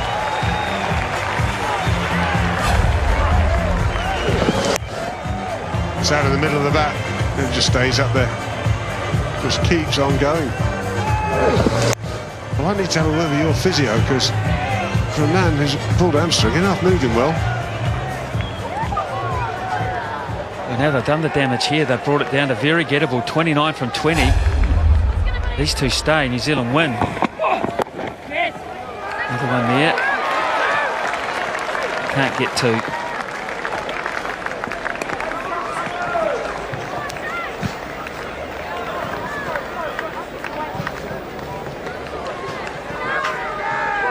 One ball to go. McCullum doesn't need to do anything stupid. He knows he can win it with 19 deliveries available. He needs one. Just needs one, Brendan McCullum, to get back on strike. And the England fielders know it. Look, they're all on the edge of the circle. They know that if Guptill wants to try and take the quick single, well, what damage might he do? Finn's cracking here. Not good. Not good, 144k, but that's not handling the pressure. And the skipper, back in the chair, Alistair Cook, is not having an easy night here at all.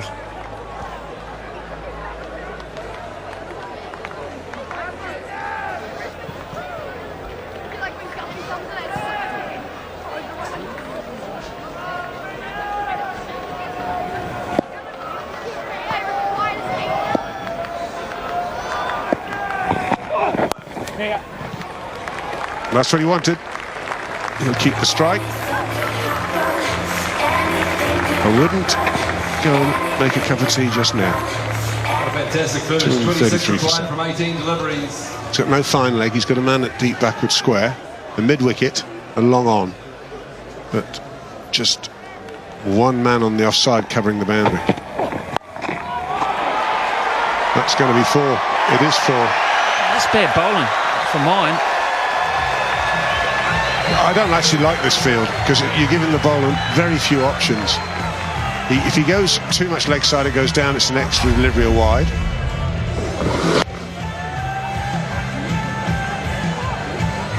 If he goes off stump or outside, he's going to go that way. If he goes length on the leg stump, slower ball attempted, bang, it's 4 more. Well, McCullum's been there too long not to be able to see a slower ball at this stage. And he was great position to wait for that one.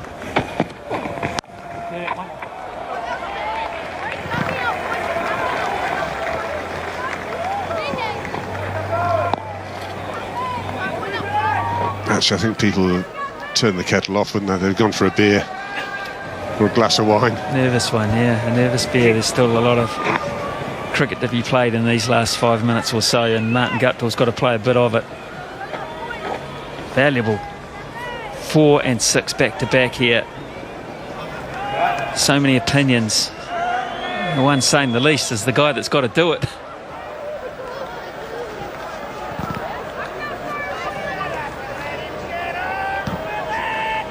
I'm going to try and bowl full and straight on the grounds that limited mobility. Mind, having said that, he's looked pretty mobile for a guy with a tall hamstring. Yeah, and of course your instinct, of course, is to hit and run in these situations. You forget momentarily about what the problem you've got with your leg. England are just getting a little bit of a raspberry from the crowd here, thinking they're slowing it down, but as long as they're within their allocated time, and they still are, they can do what they like. Here's Wokes to Guptill. Straight through. That's a length. I agree. As I said to you, sort of thing that seems to have gone out of the game a bit, Yorkers. Quite sure why. Full and straight.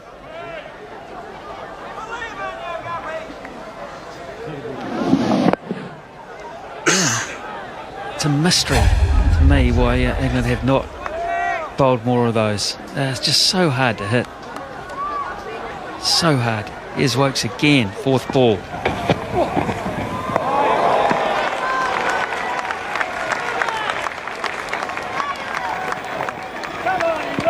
21 from 14. It's just getting a little bit more difficult. 2 dots.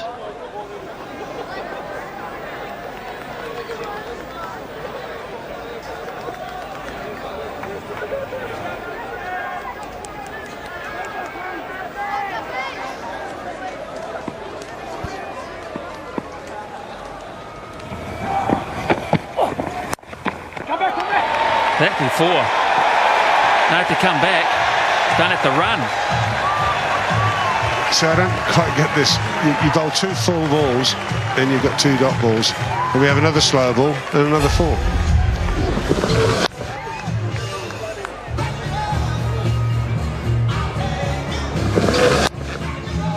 Well, it's 108.3. I don't get it either with that width. And Guptill's hit that off the bottom end of the bat, really, but he just waited on it. Doing New Zealand a big favour with this short stuff. And that will hurt as well. Brilliant batting from Guptill, and that's made it very easy now for New Zealand. They need 13 from the last 2, 246 for 7. So 13 from 12. Big crowd have stayed right to the end to see New Zealand win if they can here. Here's McCullum. Oh, that'll help. That's 6. And that looks suspiciously like a slower ball again.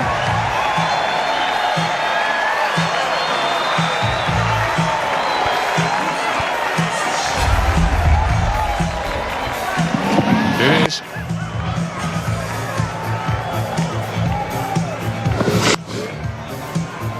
And it's 6. He took out that spectator. Difficult catching them in the crowd when you're seeing 4 of them come at you. Go for the middle one, yeah. Look at McCullum and Guptill now. We win. We're safe now. You can almost hear Guptill say, we're safe now. Nothing silly. Don't have to do anything silly. That's a wide.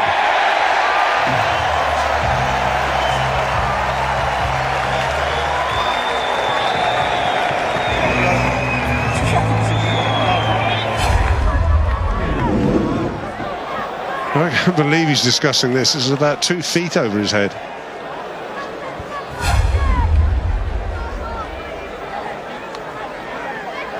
Well, England, they left themselves short with the bat, and in a lot of areas with the ball, I've done exactly the same thing.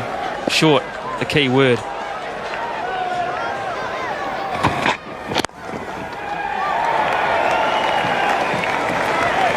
McCullum through to 69, and New Zealand need just the 5 from 10 balls.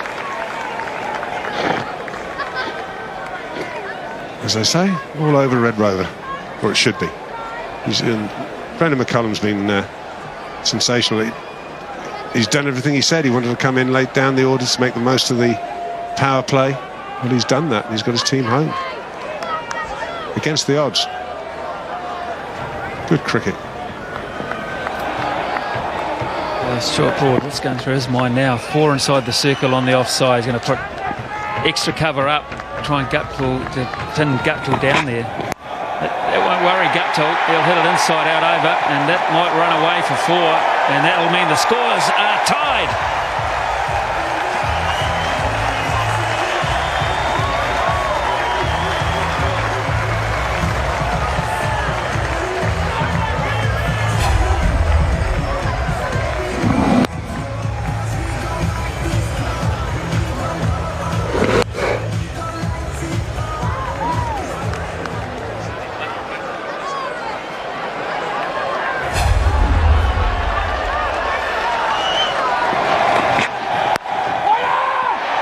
If he hits, oh boy, we might have been in for something a little bit more special. McCullum overcommitting himself for the winning run. England have got an interesting field set for New Zealand needing 1. Got a 3rd man, a fine leg, and a deep backward square with 1 to win. Those are the catches.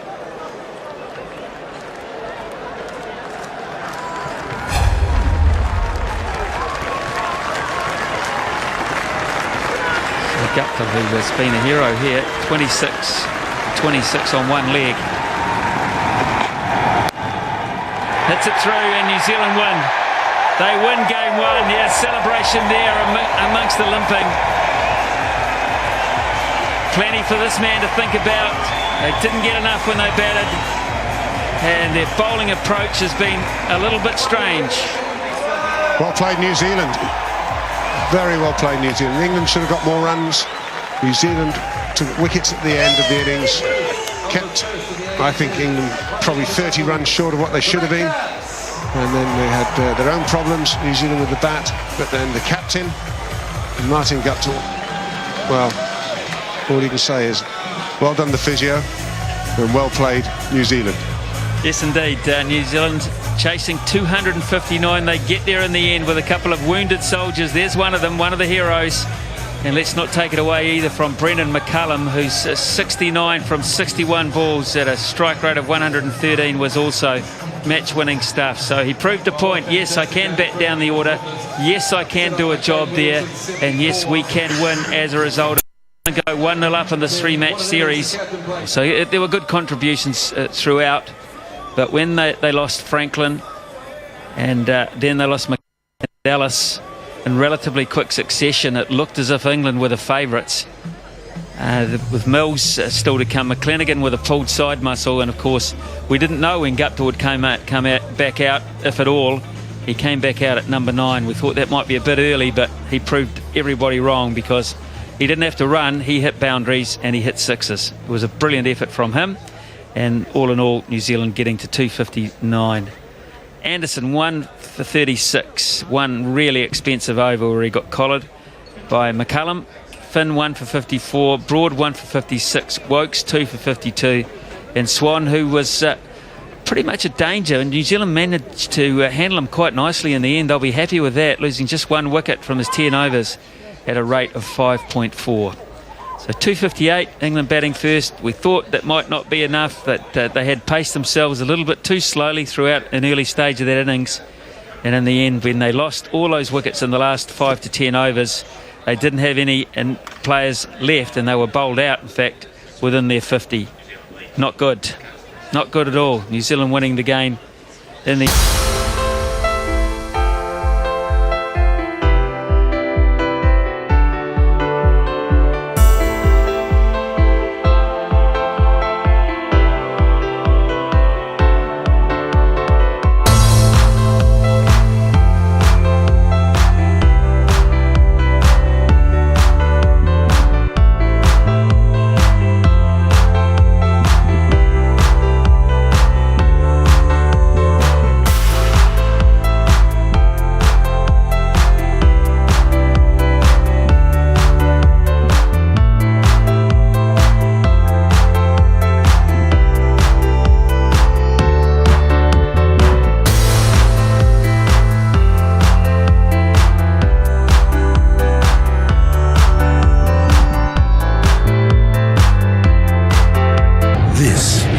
Fox Sports presentation.